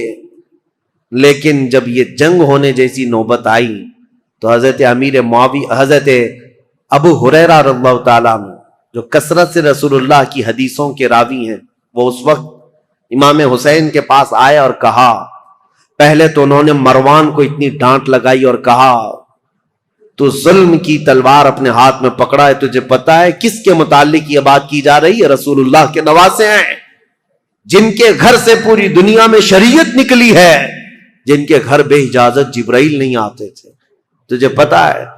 اور اس کے بعد جب وہ سر پھرا شخص مروان جنگ پر آمادہ تھا تو حضرت ابو ہریرہ نے امام حسین کو یہ سمجھایا، کہا کیا آپ کو اپنے بڑے بھائی کی یہ وصیت یاد نہیں؟ امام حسن نے یہ بھی وصیت کی تھی کہ اگر میرے جنازے پر اختلاف ہوا، کسی نے تعرض کیا تو زور زبردستی اور طاقت کا استعمال نہ کرنا، میری ماں کے قدموں میں جنت البقیع میں دفن کرنا۔ امام حسین کو جیسی انہوں نے یہ وصیت یاد دلائی، حضرت امام حسین پیچھے ہٹ گئے، اور پھر امام حسن کا جنازہ مبارکہ جنت البقیع میں لایا گیا، اور سیدہ فاطمہ الزہرا رضی اللہ تعالی عنہا کے قدموں میں حضرت امام حسن ہمیشہ کے لیے دفن ہو گئے۔ یہ تاریخ رسول کریم صلی اللہ تعالی علیہ وسلم کے ایک شہزادے کی ہے۔ اب دور تھا امیر معاویہ کا، 40 ہجری کے بعد جو دور ہوا ہے، امیر معاویہ یہ ابو سفیان کے بیٹے ہیں۔ ابو سفیان یہ بھی صحابی ہیں۔ امیر معاویہ کی ماں ہندہ ہے۔ معاملہ ایسا ہے، لیکن ایک بات یاد رکھیں، یہ رسول اللہ کے صحابہ ہیں، کبھی بھی ان کے متعلق بدگمانی نہ پالنا۔ پہلے کے حالات بہت مختلف رہے ہیں، بہت الگ رہے ہیں۔ یہ ابو سفیان وہی ہیں جو جنگ بدر میں رسول اللہ کے مقابل میں آئے تھے، پورا مکہ لے کر کے، اور جنگ احد میں بھی حضور کے مقابل میں رہے، جنگ خندق میں بھی مقابل میں رہے، کئی جنگوں میں حضور صلی اللہ تعالی علیہ وسلم کے آمنے سامنے آئے۔ اس وقت امیر معاویہ بھی ان کے ساتھ ہی رہے، لیکن یہ پورا گھرانہ امیر معاویہ سے لے کر ابو سفیان اور ہندہ سارے لوگ جس دن مکہ فتح ہوا 7 ہجری، اس دن رسول اللہ صلی اللہ علیہ وسلم کے دامن سے وابستہ ہوئے، ایمان لائے۔ اس سے پہلے ایمان لائے ہوئے نہیں تھے، لیکن حضور کا یہ فرمان ہمیشہ یاد رکھنا، میرے آقا نے منبر پر کھڑے ہو کر کے اعلان فرمایا ہے، جو اسلام لاتا ہے، اسلام لانا اس سے پہلے کے سارے کاموں کو ختم کر دیتا ہے۔ کفر کیا، شرک کیا، گناہ کیا، جو کچھ بھی کیا تھا، لیکن اسلام لانے کے بعد پہلی والی چیزوں کا مواخذہ نہیں کیا جائے گا۔ اسلام ساری چیزوں کو مٹا دیتا ہے جو اسلام لاتا ہے، یہ فرمان ہمیشہ یاد رکھیں۔ تو صحابہ کو ان کے پرانے واقعات یاد دلا کر کے کبھی تان و تشنی کا نشانہ نہیں بنانا۔ بہت سارے ایسے چور آج آئے ہوئے ہیں سوشل میڈیا پہ، یہ خود ذلیل لوگ ہیں، جو ان صحابہ کی بات آتی ہے تو یہ کہتے ہیں کہ یہ لوگ تو دشمنان اسلام میں تھے، ڈر کر کے اسلام لائے تھے، مکہ جب فتح ہوا تو ان کے پاس کوئی چارہ ہی نہیں تھا، اس لیے اسلام لائے۔ ظالموں، تمہیں کیا خبر کون کس لیے اسلام لایا؟ ایک بات میں آپ کو بتاؤں، حضرت اسامہ بن زید رسول اللہ صلی اللہ علیہ وسلم کے بہت چہیتے صحابی ہیں، حضرت زید بن حارثہ کے بیٹے اسامہ بن زید، یہ اکثر رسول اللہ کے گھر میں بے تکلف آیا جایا کرتے تھے۔ ایک جنگ میں رسول اللہ نے انہیں بھیجا تھا، کفار و مشرکین سے مقابلہ کرتے کرتے پہاڑیوں سے کچھ لوگ اتر رہے تھے، حضرت اسامہ کے ہاتھ ایک آدمی آ گیا، اور حضرت اسامہ نے اس پر تلوار تان لی. سامنے والے نے پڑھا لا الہ الا اللہ محمد رسول اللہ. اس کے باوجود اسامہ بن زید نے اس کو قتل کر دیا. کہا ابھی میرے ہاتھ میں آیا ہے اور کلمہ پڑھ رہا ہے, تلوار اٹھایا ہوں یہ دیکھ کر کلمہ پڑھ رہا ہے. لیکن جو صحابہ تھے ان کو یہ بات بری لگی. حضور صلی اللہ تعالی علیہ وسلم کے پاس آئے اور اس مسئلے کو رکھا. کہا یا رسول اللہ صلی اللہ علیہ وسلم, آپ کا فرمان تو ہے کہ جب کوئی کلمہ طیبہ پڑھتا ہو تو اس کے خلاف تلوار نہیں اٹھا سکتے, لیکن اسامہ بن زید نے آج ایک ایسے شخص کو قتل کر دیا جو کلمہ پڑھ رہا تھا سامنے. اسامہ بن زید کو حضور نے بلایا. یہ صحیح حدیث پاک ہے, مسلم شریف میں بھی ہے. نبی کریم صلی اللہ تعالی علیہ وسلم نے پوچھا ہے اسامہ کیا تم نے ایسا کیا ہے؟ اسامہ بن زید نے کہا یا رسول اللہ وہ تو ڈر کے مارے کلمہ پڑھ رہا تھا, میں نے جب تلوار اٹھائی تب وہ کلمہ پڑھ رہا تھا. حضور اتنے جلال میں آئے اور کھڑے ہو گئے اور کہا اے اسامہ کیا تو نے اس کا دل چیر کر کے دیکھا تھا کہ وہ ڈر کر کے پڑھ رہا تھا کہ اللہ کے لیے پڑھ رہا تھا؟ زندگی بھر حضرت اسامہ بن زید کو اس بات کی شرمندگی تھی, قلق تھا, ملال تھا. یاد رکھو میرے عزیزو, جب اتنی بات کے لیے رسول کریم صلی اللہ تعالی علیہ وسلم نے ڈانٹ لگائی تھی تو پھر آپ یہ جو سوشل میڈیا میں بھونکتے ہیں کہ امیر معاویہ, ابو سفیان, ہندا, یہ سب تو ڈر کر کے اسلام لائے تھے, فتح مکہ کے دن ان کے پاس کوئی چارہ نہیں تھا, تو کس کے بارے میں بتاؤ گے؟ اگر پرانے واقعات نکالو گے تو ابو جہل کے بیٹے اکرمہ رضی اللہ تعالیٰ عنہ یہ بھی ایمان لائے, صحابی ہیں, باپ ابو جہل ہے. اور اگر اسی طرح پرانے معاملات لاؤ گے تو خالد بن ولید کے بارے میں کیا کہو گے, جنہوں نے مسلمانوں کی جیتی ہوئی جنگ کا پانسا پلٹ دیا تھا احد کے میدان میں. جنگ احد جو ہو رہی تھی اس میں مسلمان غالب آ گئے تھے, کفار و مشرکین کے دانت کھٹے کر کے ان کو بھگا دیا تھا, لیکن خالد بن ولید نے 200 لشکریوں کو پیچھے سے لا کر کے ایسا حملہ کیا تھا صحابہ پر جب یہ ایمان لائے ہوئے نہیں تھے, اور ایسا حملہ کیا تھا کہ 70 مسلمان شہید ہوئے ہیں جنگ احد میں. وہ خالد بن ولید نے پوری جنگ کا پانسا پلٹ دیا تھا. تو کیا آپ بلیم ان پر کرو گے؟ ان کی وجہ سے امیر حمزہ شہید ہوئے تھے, ان کی وجہ سے مصعب بن عمیر شہید ہوئے تھے, ان کی وجہ سے عبداللہ بن جہش شہید ہوئے تھے, حضرت حنظلہ, یہ سب صحابہ جو شہید ہوئے جنگ احد میں. نہیں میرے عزیزوں, جو کچھ بھی ہوا ہے یہ حالات کے تقاضوں کے ساتھ بڑھتا گیا, لیکن جب کبھی کسی نے ایمان قبول کر لیا, جو کوئی اسلام سے وابستہ ہو گیا, اس کے پرانے حالات نہیں یاد دلائے جاتے, بلکہ ان کے لیے اتنا ہی کافی ہے کہ وہ ایمان کی حالت میں میرے رسول اللہ کا دیدار کر لیا ہے.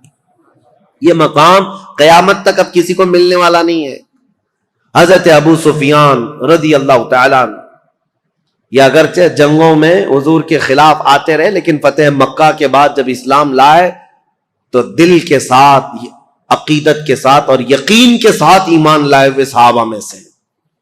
اور ان کے بیٹے حضرت امیر معاویہ. اب امیر معاویہ کی پیدائش کا معاملہ میں بتاتا ہوں. ان کی ماں ہندا, یہ بھی صحابیاں ہیں, لیکن یہ وہی ہندا ہیں جنہوں نے احد کے میدان میں حضرت امیر حمزہ کا کلیجہ چبایا تھا.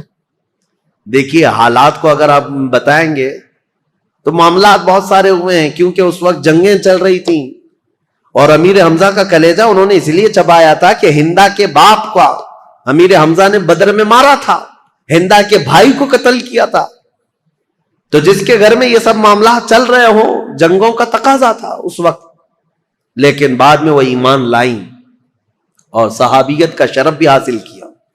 جو عورتوں میں صحابیات ہیں ان میں حضرت ہندا کا بھی مقام ہے. بات یہ تھی کہ ہندا کے باپ ربیعہ, یہ ہندا کی شادی فاقیہ نام کے ایک شخص سے کی تھی. فاقیہ بڑا امیر آدمی تھا, مکہ کا رہنے والا, اور وہ ایک مرتبہ اپنے بیوی ہندا کے ساتھ بیٹھا ہوا تھا, اور اس وقت جتنے شاعر آتے تھے دور دراز سے وہ فاقیہ کے پاس آتے, وہ سب کو پیسے بہت لٹاتا تھا. تو تھوڑی دیر کے لیے وہ کسی کام سے نکل کر باہر گیا, ہندا اکیلی بیٹھی تھی جھوپڑی میں. تو ایک کوئی اجنبی شاعر آیا, اور جیسی وہ خیمے کے پاس آیا, اندر دیکھا عورت اکیلی ہے, تو دروازہ پردہ گرا کر وہ واپس چلا گیا کہ ہندا اکیلی ہیں, شوہر نہیں ہے, فاقیہ موجود نہیں. اسی اسنا میں وہ شاعر جا رہا تھا، فاقہ اندر آ رہا تھا. فاقہ نے آتے ہی پوچھنا شروع کر دیا، اس مرد سے تیرا کیا تعلق ہے؟ اس اجنبی آدمی نے تیرے ساتھ اکیلے میں کیوں ملاقات کی؟ وہ اتنا شکی مزاج تھا کہ اس نے ہندا کا جینا تنگ کر دیا، بہت سخت شست کیا، اور اس کے بعد ہندا روتی ہوئی اپنے باپ کے پاس آ گئی. تو جو ہندا کا باپ ہے ربیعہ، اس نے کہا کہ سچ سچ بتا ہوا کیا تھا؟ تو ہندا نے کہا جو جو اس وقت ان کے خداؤں کی قسمیں وہ کھاتی تھی سب کھائی. کہا کہ میرا دامن پاک ہے، میں نہ اس آدمی کو جانتی ہوں نہ پہچانتی ہوں، مجھے تو یہ پتا بھی نہیں کوئی آیا تھا، یہ تو میرے شوہر نے بتایا کہ کوئی آ کر کے بھی گیا ہے یہاں پر. ہندا نے یہ سب باتیں کی. اب معاملہ یہاں تک پہنچا کہ ہندا کے باپ نے یہ کہا کہ اس مسئلے کو ہم، ایک مشہور کاہن تھا عیسائی کاہن جو ہوتے ہیں جوتش جس طرح کے، ان کے پاس جا کر کے اس مسئلے کو رکھیں گے. یمن کا رہنے والا ایک جوتش ہے جو باتیں بھوشمانی کرتا ہے، اس کے سامنے یہ مسئلے کو رکھیں گے اور جو حقیقت ہوگی وہ کھل کر کے آئے گی. ہندا نے کہا ٹھیک ہے چلتے ہیں. فاقہ سے کہا گیا تو وہ بھی چلنے کو تیار تھا. وہ اپنے ساتھ خاندان کو لے لیا فاقہ کو، اور ہندا کی سہیلیاں اور اس کا باپ یہ سارے لوگ نکل پڑے یمن. اور جیسے یمن پہنچے تو ہندا کے جسم میں پیلا پنانے لگ گیا اور وہ ڈر کے مارے کانپنے لگ گئی. ہندا باپ نے کہا تو چور ہوگی پھر، یا تو ڈر رہی ہے. جیسے ہی ہم کاہن کے پاس آئے تو ڈرنے لگ گئی. کہا میں ڈر نہیں رہی ہوں اس بات سے کہ میں گناہگار ہوں، میں ڈر رہی ہوں اس بات سے کہ یہ اٹکل پچو مارنے والے جوتش لوگ، اگر اس کا بتایا ہوا کبھی غلط نکل گیا، میں تو ویسے گنہگار نہیں ہوں لیکن اس کا کہا ہوا سچ ہے، یہ کیسے 100% یقین ہوگا؟ اگر اس نے غلطی سے کہہ دیا کہ میں نے کوئی غلط کیا ہے تو پورے عرب میں میری بدنامی ہوگی اور ہمیشہ کے لیے میرا نام زانیوں میں شمار ہو جائے گا، اس لیے میں ڈر رہی ہوں. یعنی مکہ کے جاہل لوگ تھے، مکہ کے بت پرست تھے، جیسے بھی تھے، لیکن ان کو اس بات کا بھی یقین تھا کہ جوتش لوگ اٹکل پچو مارتے ہیں. وہ بتوں کی پوجا کرنے والے بھی جانتے تھے کہ یہ پورا پکا نہیں بولتے. مجھے حیرت ہوتی ہے جاہل مسلمان کیسے طوطے والے بابا کے پاس جا کے بیٹھتے، طوطا نکال رہا ہے اور اس کا بھوش بتا رہا ہے، اور خود کا پتہ نہیں ہے، برج پر بیٹھا ہوا ہے، سڑک پر بیٹھا ہوا ہے، اور پالا ہوا ایک طوطا چٹیاں نکال کر. بڑے شوق سے لوگ اپنا مستقبل اپنا فیوچر پوچھ رہے ہوتے ہیں. اور حیرت کی بات ہے طوطا بھی بتا رہا ہے اور کچھ لوگ اپنا ہاتھ لے جا کر کے بتا رہے ہیں لکیر دیکھو اور بتاؤ ہمارا فیوچر کیسا ہے. لکیریں دیکھ کر کے بتانے والے. میرے عزیزو، اللہ تبارک و تعالیٰ نے تمہارے سامنے پورا قرآن رکھا ہے، دین اسلام کی مضبوطیاں ہیں. میرے آقا نے فرمایا جو کسی کاہن کے پاس اپنا ہاتھ لے کر گیا، حضور نے فرمایا فقط کفر بما انزل محمد، اس نے محمد کا انکار کر دیا. جو کچھ رسول اللہ پر اترا ہے اس کا اس نے انکار کر دیا. تمہارا یہ شیوا نہیں ہے کہ تم مسلمان اور جوتشوں کے پاس جاؤ اور اپنے گھر بنانے کے لیے واستو پرکار کا خیال کرتے رہو. یہ سب چیزیں جو توہمات ہیں یہ تمہارے حصے کی نہیں ہے، تمہاری نہیں ہے. بہرحال ہندا جب یہ کہتی ہے اپنے باپ سے کہ یہ اٹکل پچو مارے گا کچھ بھی، اور میرے بارے میں اگر کہہ دیا کہ یہ زنا کر چکی ہے تو میرا تو بیڑا غرق ہو جائے گا، تو اس کے باپ نے کہا میں ایسی ڈائریکٹ تھوڑی نہ جاؤں گا اس کے پاس، میں پہلے اس کا ٹیسٹ لوں گا کہ وہ صحیح ہے یا نہیں ہے. اس کے لیے ہندا کے باپ نے ایک تدبیر لی. گھوڑے کے دم کے نیچے ایک پھل کا دانہ چھپا کر کے رکھا اور اپنے پاس ایک ڈبیا رکھی اور اس میں بھی ایک چیز چھپا کر کے رکھی، اور جاتے ساتھ وہ جو کاہن تھا اس کے پاس دونوں جماعتیں گئی.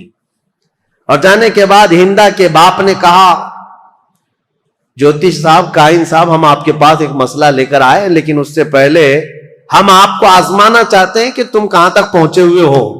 ہم کچھ کر کے لائے ہوئے ہیں اپنے ساتھ، وہ کیا ہے بتاؤ. اس جوتش نے کہا کہ تم جہاں آنے سے پہلے اپنے جانور کی پونچھ کے نیچے ایک دانہ دبا کر کے آئے ہو. اس نے صحیح بات کہی. کاہن جو ہوتے ہیں جوتش، ان کو شیطان کچھ خبریں دیتا ہے، اور اس کے بعد جب اس نے صحیح صحیح بات بتائی، اس وقت کے کاہن یہ سب بتاتے تھے ستارہ دیکھ کر کے، تو ہندا کے باپ نے کہا دیکھو ہم نے جو ٹیسٹ لینا تھا وہ اس میں پکا نکلا ہے۔ اس کے بعد کہا اس جوتش سے کہ اب یہ بتاؤ ہم کیا مسئلہ لے کر کے یہاں پر آئے ہیں، اس میں ایک عورت کے بارے میں یہ الزام ہے کہ اس نے زنا کیا ہے اجنبی مرد سے۔ تو کہا عورتوں کو یہاں بٹھاؤ، کئی عورتیں تھیں، وہ سب کے پاس جاتا تھا، سونگتا تھا، کسی کے کندھے کو مارتا تھا، اس کے بعد ایک ایک عورت کو اس طرح سے مار مار کے الگ کیا۔ جب ہندا کی باری آئی تو کندھے پر مارا اور اس کے بعد کہا کھڑی ہو جاؤ، اور جیسی ہندا کھڑی ہوئی کہا کہ یہ عورت بالکل پاک و صاف ہے، اس نے آج تک کوئی دوسرے مرد سے کوئی بدکاری نہیں کی۔ اے لوگوں، میں تمہیں یہ بات بھی کہتا ہوں کہ یہ ہندا پاک ہے، اپنے شوہر کے بستر کوئی امانت کو اس نے بچائی ہے، اور یہ بھی میں تمہیں کہتا ہوں عنقریب اس کے گھر میں ایک بیٹا پیدا ہوگا جو پورے عرب کا بادشاہ ہوگا، اس کا نام معاویہ ہوگا۔ یہ کاہن نے پہلے ہی یہ خبر بھی دے دی۔ اب جیسی ہی ہندا کی پاکی اور برت اس نے بیان کیا تو جو شوہر تھا فاقیہ جلدی سے آ گیا، آجا میری بیگم، صاف ہے تو، پاک ہے۔ ہندا نے جھٹک کر کہا ایسے شخص کے پاس تو میں اب زندگی بھر نہیں جا سکتی، مجھے اس سے طلاق چاہیے۔ اور اس کے بعد جب جوتش نے کہا ہے کہ میرے پیٹ سے ایک بیٹا پیدا ہونے والا جو بادشاہ ہوگا، میں تو یہ چاہتی نہیں کہ ایسے شکی آدمی سے کوئی بادشاہ پیدا ہو، میں یہ چاہتی نہیں ہوں۔ تو پھر ہندا کے باپ نے طلاق کروا دی، ختم ہو گئی۔ ہندا جیسی مکہ واپس آئی تو ہندا سے حضرت ابو سفیان نے نکاح کر لیا۔ اس وقت یہ ایمان لائے ہوئے لوگ نہیں تھے، ابو سفیان نے نکاح کیا، اور ابو سفیان اور ہندا کے نکاح سے حضرت امیر معاویہ پیدا ہوئے۔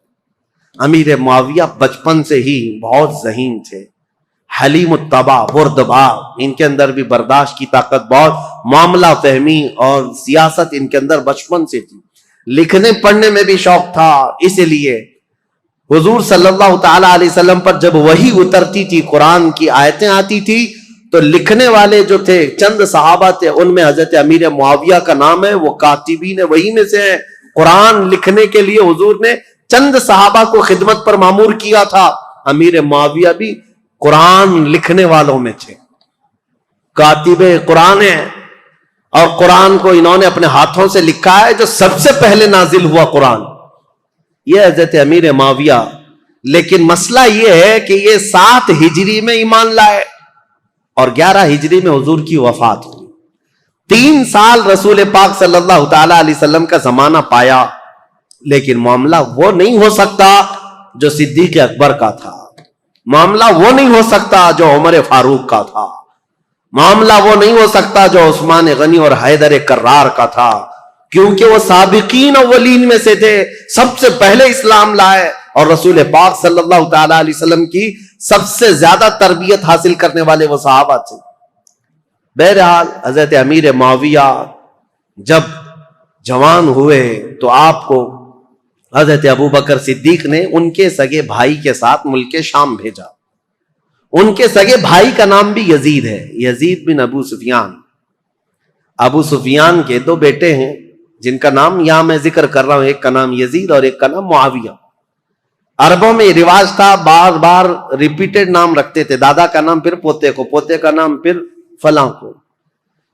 تو یزید بن ابی سفیان یہ بڑے بھائی تھے، حضرت ابوبکر صدیق نے ان کی مہارت کی وجہ سے ان کو ملک شام میں دمشق بھیجا تھا، اور انہوں نے اپنی مہارت سے جب حضرت خالد بن ولید نے ملک شام کو فتح کیا تھا تو یزید بن ابو سفیان وہاں کے گورنر مقرر ہوئے۔ ان کے انتقال کے بعد امیر معاویہ وہاں ساتھ گئے تھے، تو حضرت ابوبکر صدیق کے زمانے میں ہی ان کا انتقال ہوا، ان کے بڑے بھائی کا۔ تو حضرت عمر کا زمانہ جسٹ آ ہی رہا تھا، آپ نے خط لکھ کر کے بھیج دیا کہ یزید کے جو بھائی معاویہ ہیں انہی کو وہاں کا گورنر بنایا جائے۔ تو اب یہ رہی تاریخ امیر معاویہ کی۔ حضرت امیر معاویہ وہاں سے گورنر بن گئے ملک شام کے، دمشق کے، چلتی رہی ان کی گورنری۔ حضرت عمر کا زمانہ، حضرت عثمان کا زمانہ، یہ کل ملا کر 22 سال کا زمانہ ہوتا ہے۔ حضرت عمر 10 سال، حضرت عثمان 12 سال۔ حضرت عمر کے کچھ زمانے کے بعد وہ خلیفہ گورنر بنے تھے بہرحال. تو جب حضرت امیر معاویہ کو اتنی بڑی وہاں کی مہارت تھی, تجربہ حاصل تھا گورنری کا, ملک شام کی نس نس کو جانتے تھے, یہ امیر معاویہ پہلے شخص ہیں جنہوں نے بحری بیڑا شروع کیا اسلام میں. بحری بیڑا یعنی نیوی, فوج تیار کی, سمندری فوج بنائی. اور قبرص کو, جیسے کہ میں نے بتایا, حضرت عثمان کے زمانے میں امیر معاویہ کی سپہ سالاری میں سائپرس ترکی کا جو علاقہ ہے وہ فتح ہوا, اور وہ 500 جہازیں حضرت امیر معاویہ نے سمندر میں اتاری تھی. اور پھر مصر میں ایک کارخانہ بنایا جہاں جہاز بنائے جاتے تھے. آپ کی عقل بہت زیادہ تیز, معاملہ فہمی بہت زیادہ تھی, کئی نئی چیزوں کو آپ نے ایجاد کیا حضرت امیر معاویہ نے. اب ان کی خلافت کا جو دور چلا ہے وہ اختلافات بہت زیادہ رہے, لیکن میرے عزیزوں اس وقت بڑے بڑے صحابہ موجود تھے. حضرت عمر کے بیٹے عبداللہ بن عمر, حضرت زبیر کے بیٹے عبداللہ بن زبیر, حضرت عبداللہ بن مسعود, حضرت عبداللہ بن زبیر, اور حضرت ابو بکر صدیق کے بیٹے عبد الرحمن. یہ بڑے صحابہ میں تھے اس وقت, وہ سب موجود تھے. اور ان سبوں نے حضرت امیر معاویہ کی خلافت پر اجماع کر لیا کہ ٹھیک ہے, ہم نے تسلیم کر لیا. حالانکہ دیکھا جائے تو خلافت کے دعوے دار وہ بھی ہو سکتے تھے. باپ میرے ابو بکر صدیق ہیں, باپ میرے عمر فاروق ہیں, اور حضرت امام حسن بھی علی بن ابی طالب کے بیٹے ہیں, بڑے بڑے صحابہ کے بیٹے تھے. لیکن ان سبوں نے امیر معاویہ کی یہ پرانی مشق اور ان کی تجربہ کاری کی وجہ سے خلافت ان کے حوالے کر دیا. اب حضرت امیر معاویہ کی خلافت کے جو اہم کارنامے ہیں وہ یہ ہیں کہ افریقہ کے, شمال افریقہ کے کئی علاقے فتح ہوئے اور دائرہ اسلام میں آئے. اور سب سے پہلے 55 ہجری کی بات میں بتا رہا ہوں, 55 ہجری میں, اور بعض روایت میں 45 ہجری میں سب سے پہلی فوج امیر معاویہ نے بھیجی تھی جو سندھ کے علاقے میں, یعنی ہمارا پرانا جو ہندوستان تھا, یہاں سب سے پہلی محلب نام سے ایک سپہ سالار امیر معاویہ کے بھیجے ہوئے وہ ہندوستان تشریف لائے تھے. بعد میں باضابطہ لشکر کشی جو ہوئی ہے وہ محمد بن قاسم کا دور ہے, لیکن امیر معاویہ کے زمانے میں 45 ہجری میں ہی سندھ میں قدم رکھ دیے تھے. اب آپ اندازہ کریں, مسلمانوں کی سرحدیں نہیں تھیں, وہ عرب سے نکلے ہوئے لوگ وہاں سے اپنی سرحدیں بناتے ہوئے ہند کے علاقے تک پہنچ گئے. یہاں سندھ میں ایک عورت اس وقت حاکم تھی قبق نام کی, اور یہ بہت سخت قسم کی عورت تھی, اور یہ حاکم تھی, اور اس وقت یہاں ہندوستانیوں پر حکومت کرتی تھی, سندھ کے کچھ علاقوں پر حکومت کرتی تھی. جب حضرت محلب آئے امیر معاویہ کے سپہ سالار, تو یہ قبق نامی خاتون نے ان سے کوئی جنگ نہیں کی بلکہ صلح پر منظوری دی, اور اس کے بعد یہ علاقہ وہ ان کے حوالے کر کے چلی گئی. سندھ کا کچھ علاقہ تاریخ ہے. امیر معاویہ نیشاپور, سمرقند, بخارا, ازبکستان کے علاقے جو جا چکے تھے ان کو دوبارہ حاصل کیا. ملک شام کے کئی علاقوں میں جو بغاوت پھیلی تھی اس بغاوت کو ٹھنڈا کیا, پھر ان علاقوں میں مضبوطی قائم کی. عراق کے وہ علاقے جو حضرت علی کے زمانے میں اور ان کے زمانے میں جنگوں کی وجہ سے اختلافات کے شکار ہو گئے تھے, حضرت امیر معاویہ نے ان سب جنگوں کو ٹھنڈا کر دیا. بردباری ایسی تھی, سیاست ایسی تھی امیر معاویہ کی, انہوں نے اپنے 3 بڑے مشیر ایڈوائزر بنائے تھے. ایک مغیرہ بن شعبہ, دوسرے عمرو بن عاص, تیسرے زیاد بن ابی سفیان.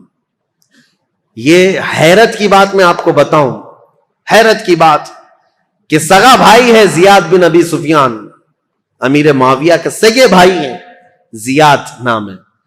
یہ سخت دشمنی کرتے تھے امیر معاویہ سے, اور بہت کٹر حامی تھے مولا علی کے. ایک گھر میں حضرت علی بن ابی طالب کے سخت حامی تھے اور امیر معاویہ سے سخت دور.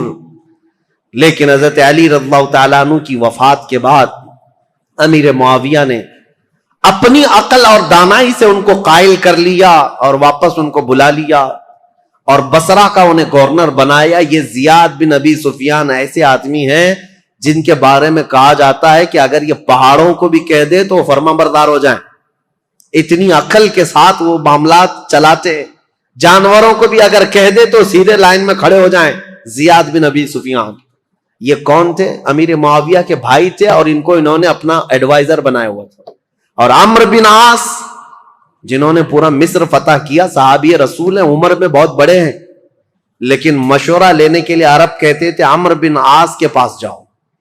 تو امیر معاویہ نے ان کو بنایا تھا. ظاہر سی بات ہے، آپ نے دیکھا وہ جنگ صفین میں کیا کیا حضرت عمرو بن عاص نے.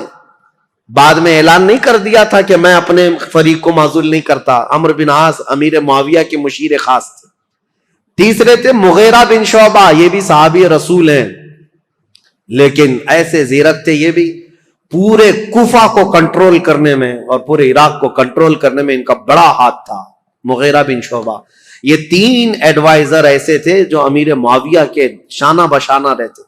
ان تینوں مشیروں سے یہ اپنی پوری حکومت کے سرحدیں کہاں تک پھیلا چکے تھے؟ بیٹھے تھے دمشق میں، اور حکومت کی سرحد ان کی ہندوستان تک تھی. ایران بھی تھا، عراق بھی تھا، مصر بھی تھا، یمن بھی تھا، شام بھی تھا، پورا آج کے دور کا عرب تھا، حجاز، نجد، اور پھر اس کے علاوہ آرمینیا، آذربائیجان، ترکی، یہ سب علاقے. اتنا ہونے کے بعد پھر افریقہ کے ساحلی علاقے پورے کے پورے امیر معاویہ کی زیر نگرانی تھی. یہ اتنا بڑا خطہ ہے، میں آپ کو کہوں تو یہ بیجا نہ ہوگا کہ خلافت راشدہ کے ختم ہونے کے بعد امیر معاویہ وہ تنہا خلیفہ یا حاکم ہیں جنہوں نے ایک وقت میں 3 بر اعظموں پر اپنی حکومت جاری کی. 3 انٹر کانٹیننٹل، افریقہ، یورپ اور پھر ایشیا کا تو تھا ہی حصہ. ان سب علاقوں میں اسلام کی سرحدیں پھیلائی. اب حضرت امیر معاویہ رضی اللہ تعالیٰ عنہ کے جو اہم کارنامے تھے، اسلام کی وسعت ہوتی رہی، لیکن جو جنگوں کو انہوں نے ٹھنڈا کیا وہ ایسے ٹھنڈا کیا تھا. کہتے ہیں کہ کوفہ شہر میں مغیرہ بن شعبہ حاکم تھے. ایسا حال تھا کہ اگر راستے میں کسی کا ایک سکہ گر جائے تو کوئی دوسرا آدمی اٹھاتا نہیں تھا جب تک وہ سکے کا آدمی خود نہیں آ جاتا تھا. کوئی دوسرا آدمی چھوتا تک نہیں تھا. اور عورتیں اپنے گھر کا دروازہ بند کیے بغیر رات کو سوتی تھیں، کسی کو ڈر نہیں تھا کہ کوئی گھر میں آ جائے. یہ نظام اتنا ٹائٹ بنا کر کے رکھا تھا امیر معاویہ کا. ڈر تھا لوگوں کے اندر. خلافت کو اپنی طاقت سے، اپنی زور سے انہوں نے ہانک کر کے، یہاں تک کہ جو بربر قوم کے لوگ تھے افریقہ کے جنگلات میں رہنے والے، وہ ایسی وحشی قوم تھی کہ وہ تھوڑا سا اگر ان کے سامنے سے کوئی ہٹ گیا تو پھر وہ خبط سوار ہو جاتا تھا اور وہ جنگلی جانوروں کی طرح جھپٹ پڑتے تھے. ایسی قوم کے لیے امیر معاویہ نے ایک پوری فوجی چھاونی ان کے ہاں قائم کر دی، جس کا سپہ سالار عقبہ بن نافع کو بنایا. وہ ہمیشہ ان کے اوپر سوار رہتے تھے بربر قوم پر، اور وہ ہمیشہ ان کی فرما بردار رہتی تھی. اور کئی ایسے ہیں نیو سٹی ٹاؤن شپ کا پلان سب سے پہلے اس دنیا میں حضرت امیر معاویہ نے قائم کیا. پورا ایک شہر بسایا. جیسے افریقہ میں ایک شہر بسایا قیروان نام سے، اور وہ پورا مرکز اسلام بن گیا بعد میں. ایسے کئی ان کی ایجادات ہیں امیر معاویہ رضی اللہ تعالیٰ عنہ. بحری بیڑے پیدا کرنا، فوج کو ترتیب کے ساتھ، الگ الگ مقدموں کے ساتھ، الگ الگ ٹکڑیوں کے ساتھ، نام کے ساتھ بنانا. اور سب سے پہلے یہ پوسٹ آفس کا جو سسٹم ہوتا ہے، ڈاک کا، یہ امیر معاویہ کے زمانے میں قائم ہوا، جس کا نام انہوں نے برید رکھا کہ سرکاری خط بہت جلد ادھر سے ادھر جا سکیں. اس کے لیے انہوں نے منزلیں رکھی. ایک گھوڑا یہاں سے وہاں تک جائے گا، دوسرا گھوڑا وہاں سے وہاں تک جائے گا. لیٹر پہنچانے کے لیے سب سے تیز کام ہو امیر معاویہ کے زمانے میں ہو. خط و کتابت بہت تیزی سے جاتی تھی اور خبریں بہت تیز پھیلتی تھیں. اور امیر معاویہ رضی اللہ تعالیٰ عنہ نے لوگوں کو ایک چاند پر جمع کیا. یہ سارے ان کے اولیات میں سے، ان کے خصائل ہیں، ان کی بہت ساری چیزیں ہیں. لیکن اب آؤ، امن ایسا قائم کیا 20 سال میں مسلمانوں کی جنگیں نہیں. ظاہر سی بات ہے میرے عزیزوں، امیر معاویہ کا ایک جملہ میں آپ کو سناتا ہوں، یہ ضروری ہے. امیر معاویہ رضی اللہ تعالیٰ عنہ کے پاس ایک جملہ میں آپ کو سناتا ہوں. ان کا جو مشیر خاص ہے زیاد بن ابی سفیان، وہ بصرہ میں تھے. اس نے ایک شخص کے ساتھ کچھ معاملہ کیا تھا اور وہ شخص شکایت لے کر کے سیدھے امیر معاویہ کے پاس آئے. امیر معاویہ نے دسترخوان بچھایا, کھانا کھلایا اور اس کے ساتھ اچھا معاملہ کیا. یہ بات زیاد بن ابی سفیان کو پتہ چلی کہ یہ تو خلیفہ اسلام کے پاس چلا گیا تھا, تو وہ آیا اور حضرت امیر معاویہ کے پاس کہا ایسے تو معاملات خراب ہو جائیں گے, میں نے اس کے ساتھ باز پرس کی ہے اور آپ یہاں پر اس کے ساتھ نرمی کر رہے ہیں, حمایت کر رہے ہیں. ابو حضرت امیر معاویہ نے کہا تھا ایک بات یاد رکھو, ترازو کے دونوں پلے ایک طرح نہ رہنے چاہیے, بلکہ میں نرمی کرتا رہوں اور تو سختی کرتا رہے, اسی سے جماعت میں انتشار سے محفوظ رہے گی. اور ان کو سختی کرنے کا حکم تھا, حضرت امیر معاویہ گلے لگاتے تھے, ان کی سیاست تھی.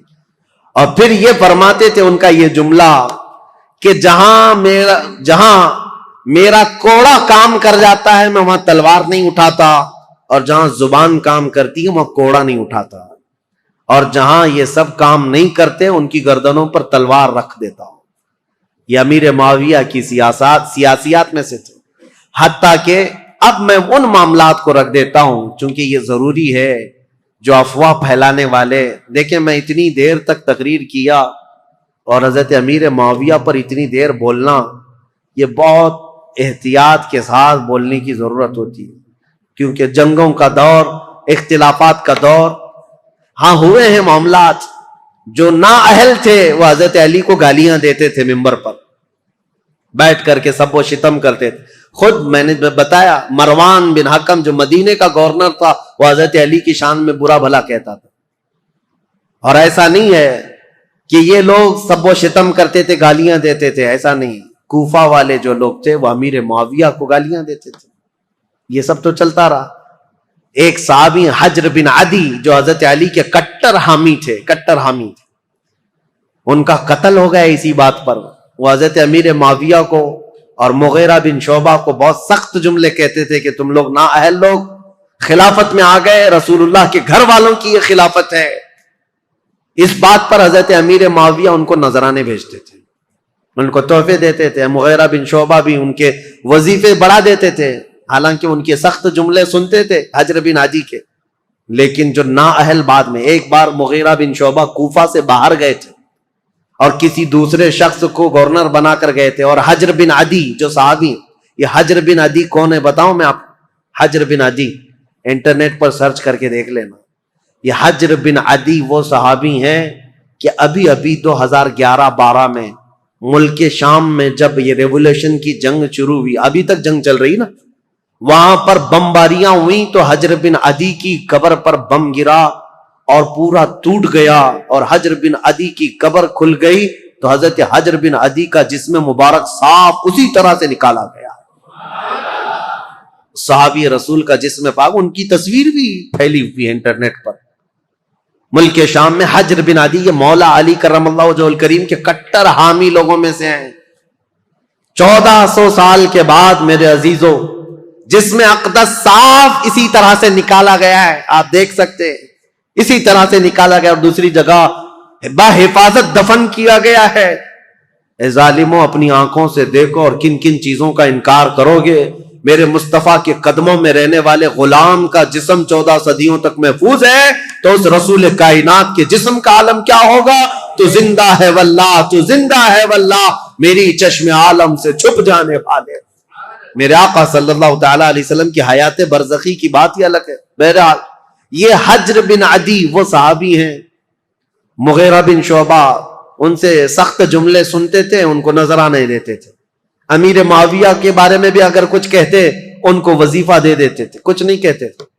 مغیرہ بن شعبہ یہ حضرت امیر معاویہ کے ایڈوائزر ہیں, لیکن حجر بن عدی کے ساتھ کوئی غلط معاملہ نہیں کرتے تھے.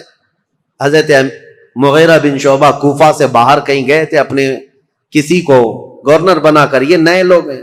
حجر بن عدی اپنی عادت کے مطابق مسجد میں آئے, اور یہ نیا جو ہے وہ خطبہ دے رہا تھا, وہ اپنی عادت کے مطابق باتیں کر رہا. حجر بن عدی کھڑے ہو گئے اور کہا تم سب کذاب ہو, سب سے بڑے جھوٹے لوگ ہو.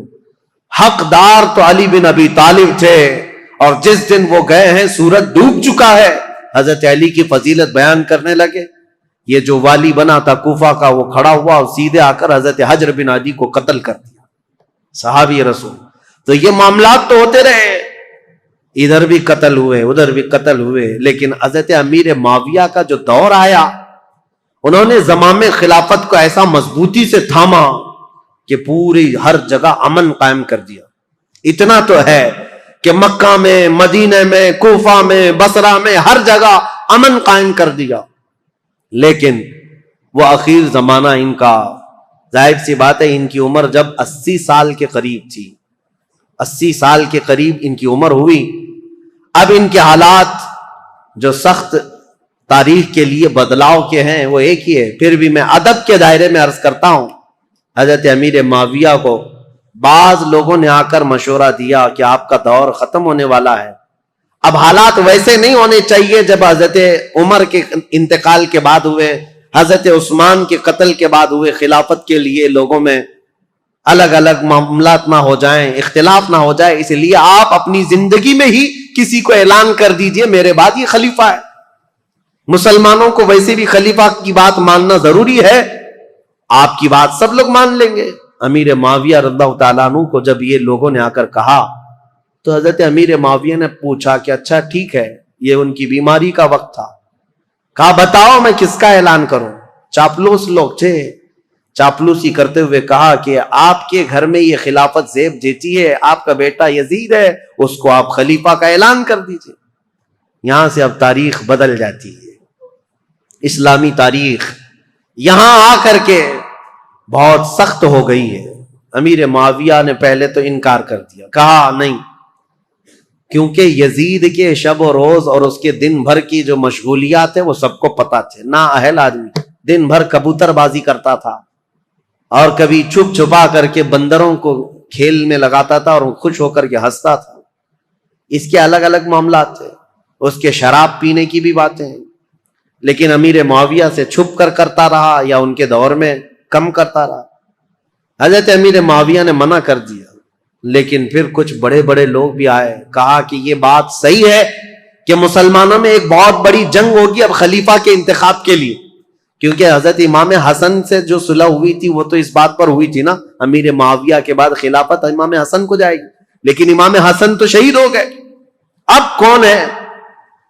تو بہت سارے لوگ اس وقت جو موجود تھے انہوں نے اس بات کا ویرودھ بھی کیا، انکار بھی کیا، کیونکہ ابھی 3 بڑے صحابہ موجود تھے، سیدنا ابو بکر صدیق کے بیٹے عبد الرحمن، حضرت عمر کے بیٹے عبداللہ بن عمر، اور حضرت علی کے بیٹے امام حسین، یہ بڑے بڑے صحابہ، اور حضرت زبیر کے بیٹے عبداللہ بن زبیر یہ بھی موجود تھے۔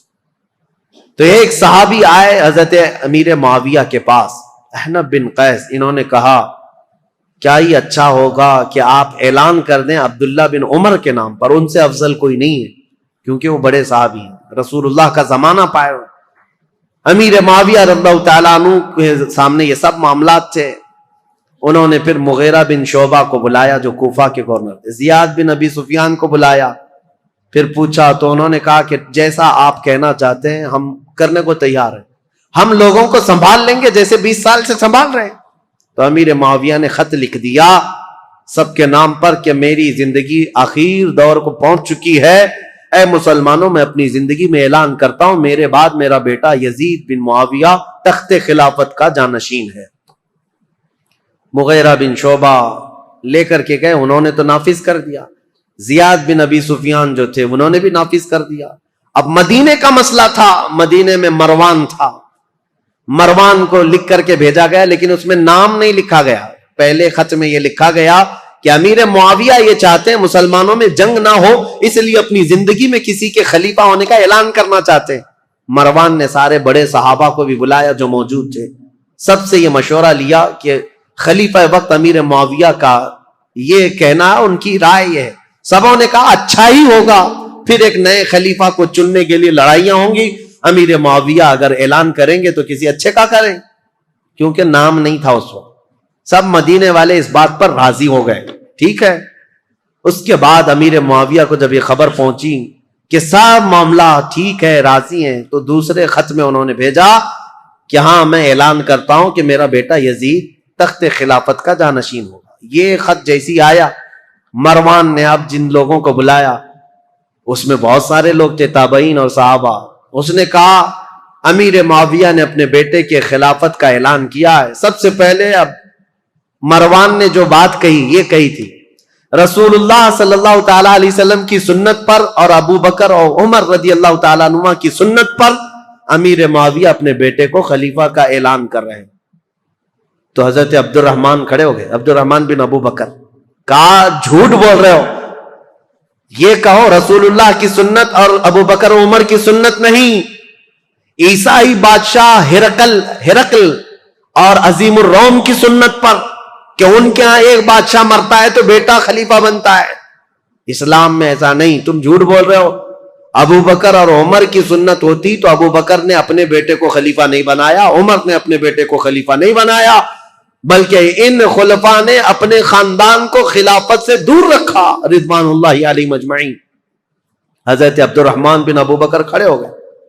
پھر حضرت عبداللہ بن عمر اور عبداللہ بن زبیر، یہ دو بڑے صحابہ تھے، ان سے پوچھا گیا تو انہوں نے کہا ہم نے یہ سوچا تھا کہ امیر معاویہ اس معاملے میں اچھا کریں گے، خیر خواہی کا ان کے ساتھ ہمارا معاملہ تھا، لیکن ہم ان کی خلافت کو صرف اس لیے تسلیم کیے ہوئے تھے 20 سال سے امیر معاویہ کی کہ ہم جنگیں دیکھ چکے تھے، مسلمانوں کا خون نہ بہے، ورنہ امیر معاویہ سے افضل صحابہ بھی موجود تھے خلافت کے وقت، لیکن ہم نے ان کو تسلیم کیا. تو اس کا مطلب یہ نہیں ہے کہ اب امیر معاویہ کے خاندان میں بھی یہ چلتا رہ جائے صحابہ میں سے. اب آئی بات امام حسین کی. امام حسین رضی اللہ تعالیٰ عنہ اس وقت مدینے میں موجود تھے.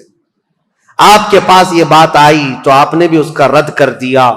یہ معاملات ابھی چل رہے تھے اور زمانہ تاریخ ہجری کا 60ویں ہجری کو پہنچا تھا. رسول کریم صلی اللہ تعالی علیہ وسلم کی وفات کو 50 سال گزر چکے تھے. امیر معاویہ ایک دن بیماری کی حالت میں اس دار فانی کو کوچ کر گئے، انتقال ہو گیا. خلافت کا معاملہ لٹک گیا اور اس طرح کہ انہوں نے آلریڈی اعلان تو کر دیا تھا، آدھا اعلان، اور سب کو متی نہیں بنا لیے، سب کے ساتھ منظوری نہیں ہوئی، اس لیے خلافت کا معاملہ لٹکا ہوا تھا. ظاہر سی بات ہے خلیفہ برحق اس وقت ہوگا جب سارے لوگ ایک ساتھ بیعت کر لیتے. بڑے صحابہ مدینے کے، مکہ کے اور حجاز کے بہت سارے صحابہ نے اس کا انکار کیا تھا. کوفہ کے بھی بہت سارے صحابہ جو موجود تھے انہوں نے انکار کیا تھا کہ یہ وصیت نہیں مانی جائے گی، مسلمانوں کے معاملات مسلمانوں کے ہاتھ میں رکھے جائیں، وہ جسے چاہیں منتخب کریں. ان معاملات پر آ کر اب تاریخ رک گئی ہے. اب یہاں سے امیر معاویہ کے انتقال کے بعد جو اصل مسئلے شروع ہوتے ہیں، دوسرے دن یزید کو بیٹھنا ہے اور پھر وہ کربلا کی داستان شروع ہوتی ہے. انشاءاللہ العزیز ہمارے پاس 2 دن باقی ہیں. کل کی شب 10ویں شب ہے اور اس کے بعد سنیچر کے دن دوپہر میں سے پہلے شہادت کے امام حسین کے وہ واقعات، کربلا تک کے معاملات آپ کے سامنے رکھے جائیں گے انشاءاللہ. میں نے تاریخ اسلام کو حضور اکرم صلی اللہ تعالی علیہ وسلم کی بعثت سے پہلے سے لے کر عرب کے حالات، دنیا کے حالات سے لے کر یہاں تک بیان کیا. صدیق اکبر کا زمانہ، فاروق اعظم کا زمانہ، عثمان بن عفان کا زمانہ، حیدر کرار کا زمانہ رضی اللہ عنہم اجمعین، امام حسن مجتبی اور ان کے بعد امیر معاویہ کی 20 سالہ خلافت کا دور. اس کے بعد جو حالات آئے وہ مسلمانوں کے لیے بڑے گمبھیر حالات ہیں. پھر ہمارے درمیان انتشار ہوا، افتراق ہوا، جماعتیں بنی، ٹکڑیاں بنی اور فرقے بنے اور اتنے بنے کہ اس کا دروازہ آج تک نہیں بند ہوا اور اس وقت تک بند نہیں ہوگا جب تک کہ میرے آقا صلی اللہ تعالی علیہ وسلم کے فرمان کے مطابق 4 خلفائے راشدین کے زمانے کے بعد، وہ عدل، مساوات، امن کے دور کے بعد، قیامت کے قریب ایک اور بار پوری دنیا میں عدل قائم ہوگا، امن قائم ہوگا. وہ دور ہوگا امام مہدی علیہ السلام، امام مہدی رضی اللہ تعالیٰ عنہ کا. اس امام برحق کے آنے تک یہ افتراق، یہ انتشار، یہ فرقے، یہ جماعتیں، یہ ٹکڑیاں، یہ اختلافات یہ چلتے رہیں گے. لیکن مسلمانوں، آپ سے میری یہ گزارش ہے، اس پوری تاریخ کی سچائیوں کو رکھو اور اس کے بعد اپنی زبانیں اور اپنی عقلیں سنبھال کر بات کرنا کہ تم جن کے بارے میں بات کرنے جا رہے ہو وہ رسول اللہ کے صحابہ ہیں. قیامت تک جو سب سے اچھے لوگ پیدا ہونے والے تھے ان سب کو چن کر کے اللہ نے رسول کا صحابی بنایا. رسول اللہ کے جو صحابہ ہیں میرے آقا نے خود فرمایا میرا ایک صحابی جو کے دانے کے برابر خیرات کرے اور امت پوری مل کر کے احد پہاڑ کے برابر سونا خیرات کرے تب بھی میری صحابی کی خیرات کے برابر نہیں ہو سکتے. وہ صحابہ کے مقام کو نہیں پہنچ سکتے. اسی لیے خبردار خبردار یہ محرم کے مجالس میں بعض لوگ یہ فتنہ انگیزیاں شروع کر چکے ہیں. ابھی کل ہی کی بات ہے ایک صاحب مجھ سے ٹرول کرتے ہوئے سوال کر رہے تھے, اعتراض کر رہے تھے. اگر وہ میری آج کی بھی بات سنتے ہوں تو ان کے لیے جواب یہ ہے, وہ یہ کہتے ہیں آپ تو بلاتے ہیں امام حسین کے نام پر اور یہ محرم کے بیانات ہوتے امام حسین کے نام پر اور آپ تو صحابہ کی باتیں کرنے لگ گئے یا خلفائے راشدین کی باتیں کر رہے ہیں. اگر اس صاحب کو ایسا لگتا ہے تو میں ان کے لیے جواب دیتا ہوں تمہیں ابھی تک حقیقت پتا نہیں رسول اللہ صلی اللہ تعالی علیہ وسلم کے ان صحابہ کی. ہم ان صحابہ کرام کی فضیلت ہر دور میں بیان کرتے ہیں بلکہ مولا حسین کو تم نے یہ خاص کر رکھا ہے کہ محرم کے لیے ہے. مولا حسین محرم کے لیے نہیں ہر دن کے لیے ہے اور ہر رات کے لیے ہے. ہم کربلا والے سنی حضرات امام حسین کو محرم کے لیے خاص کر نہیں رکھے ہیں بلکہ ہمارا تو یہ عزم ہے ہمارے بچے جوان ہوں تو حسین ابن علی کی شہادت کے بیان کے بعد جوان مردی اور بہادری کے ساتھ کھڑے ہو سکے. ہم کہانیاں نہیں بیان کرتے. ایک بات یاد رکھو, بچپن میں جب سے میں بولنے لگا ہوں, ابھی تو یہ زمانہ بہت ہو گیا, میری عمر 13 سال کی تھی جب سے میں تقریر کر رہا ہوں. میری عمر 14 سال کی عمر سے محرم کے بیانات میں کر رہا ہوں. میری تو ابھی داڑھی بھی نہیں تھی, مونچھیں بھی نہیں تھی. اس وقت سے کربلا کی داستانیں ہر طرح سے بیان کیا, لیکن میں نے ایک بات کا عزم کر لیا, کربلا کی داستان رونے دھونے اور ماتم کرنے اور پیٹنے کے لیے نہیں ہے بلکہ حسین کی شہادت ہم اس لیے سناتے ہیں کہ بجھے ہوئے دل ہو, 80 سال کا بوڑھا ہو تو 25 سال کا جوان بن جائے اس کے اندر سے.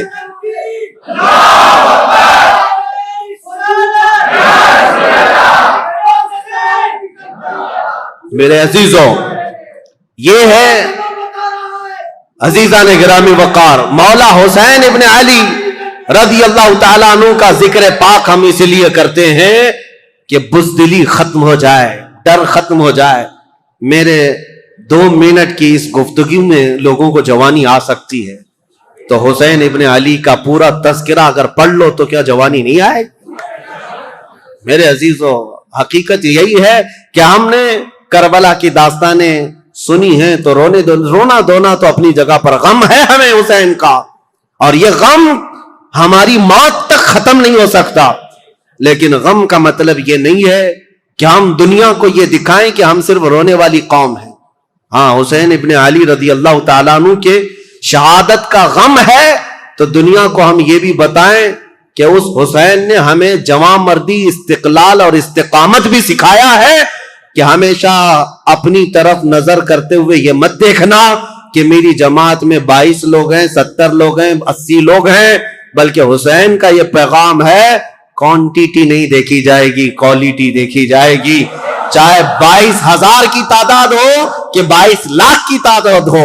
اسی لیے آج میں اکثر یہ جملہ کہتا ہوں جب لوگ ہم سے یہ کہتے ہیں مولانا آپ جس ملک میں رہ رہے ہیں ہم مائنورٹی میں ہیں, حالات اچھے نہیں ہیں, ہم ان سے یہی کہتے ہیں میرے ہاں آج کی مائنورٹی دیکھ رہے ہو آپ 30 کروڑ کی تعداد میں ہو کر کے بھی ابھی بھی کہتے ہو ہم مائنورٹی میں ہیں. دنیا کی سب سے بڑی مائنورٹی میں تو حسین تھے جو کربلا کے میدان میں اترے.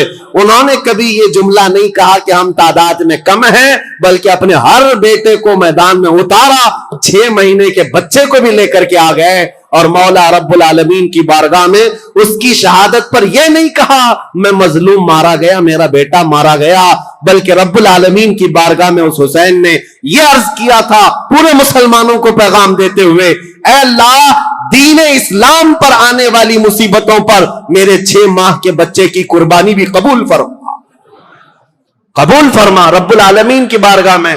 اسی لیے عزیزان گرامی وقار ہماری اب یہ جو کربلا کی تاریخ شروع ہوتی ہے وہ امیر معاویہ کے انتقال کے بعد اب ملک شام کے جو حالات بدلے، دمشق کے حالات بدلے، کوفہ کے حالات بدلے، مدینہ طیبہ کے حالات بدلے. یہاں عبداللہ بن زبیر مکہ میں تھے، عبداللہ بن عمر مدینہ میں تھے.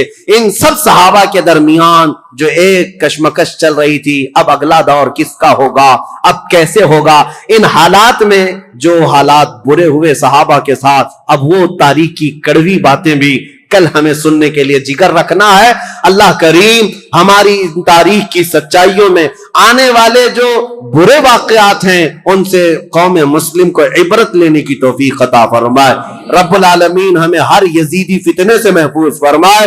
جنہوں نے اسلام کی بیخکنی جڑ اکھاڑنے کی سازشیں کی ہیں، رب العالمین ان کی تمام نسلوں کو ختم فرمائے.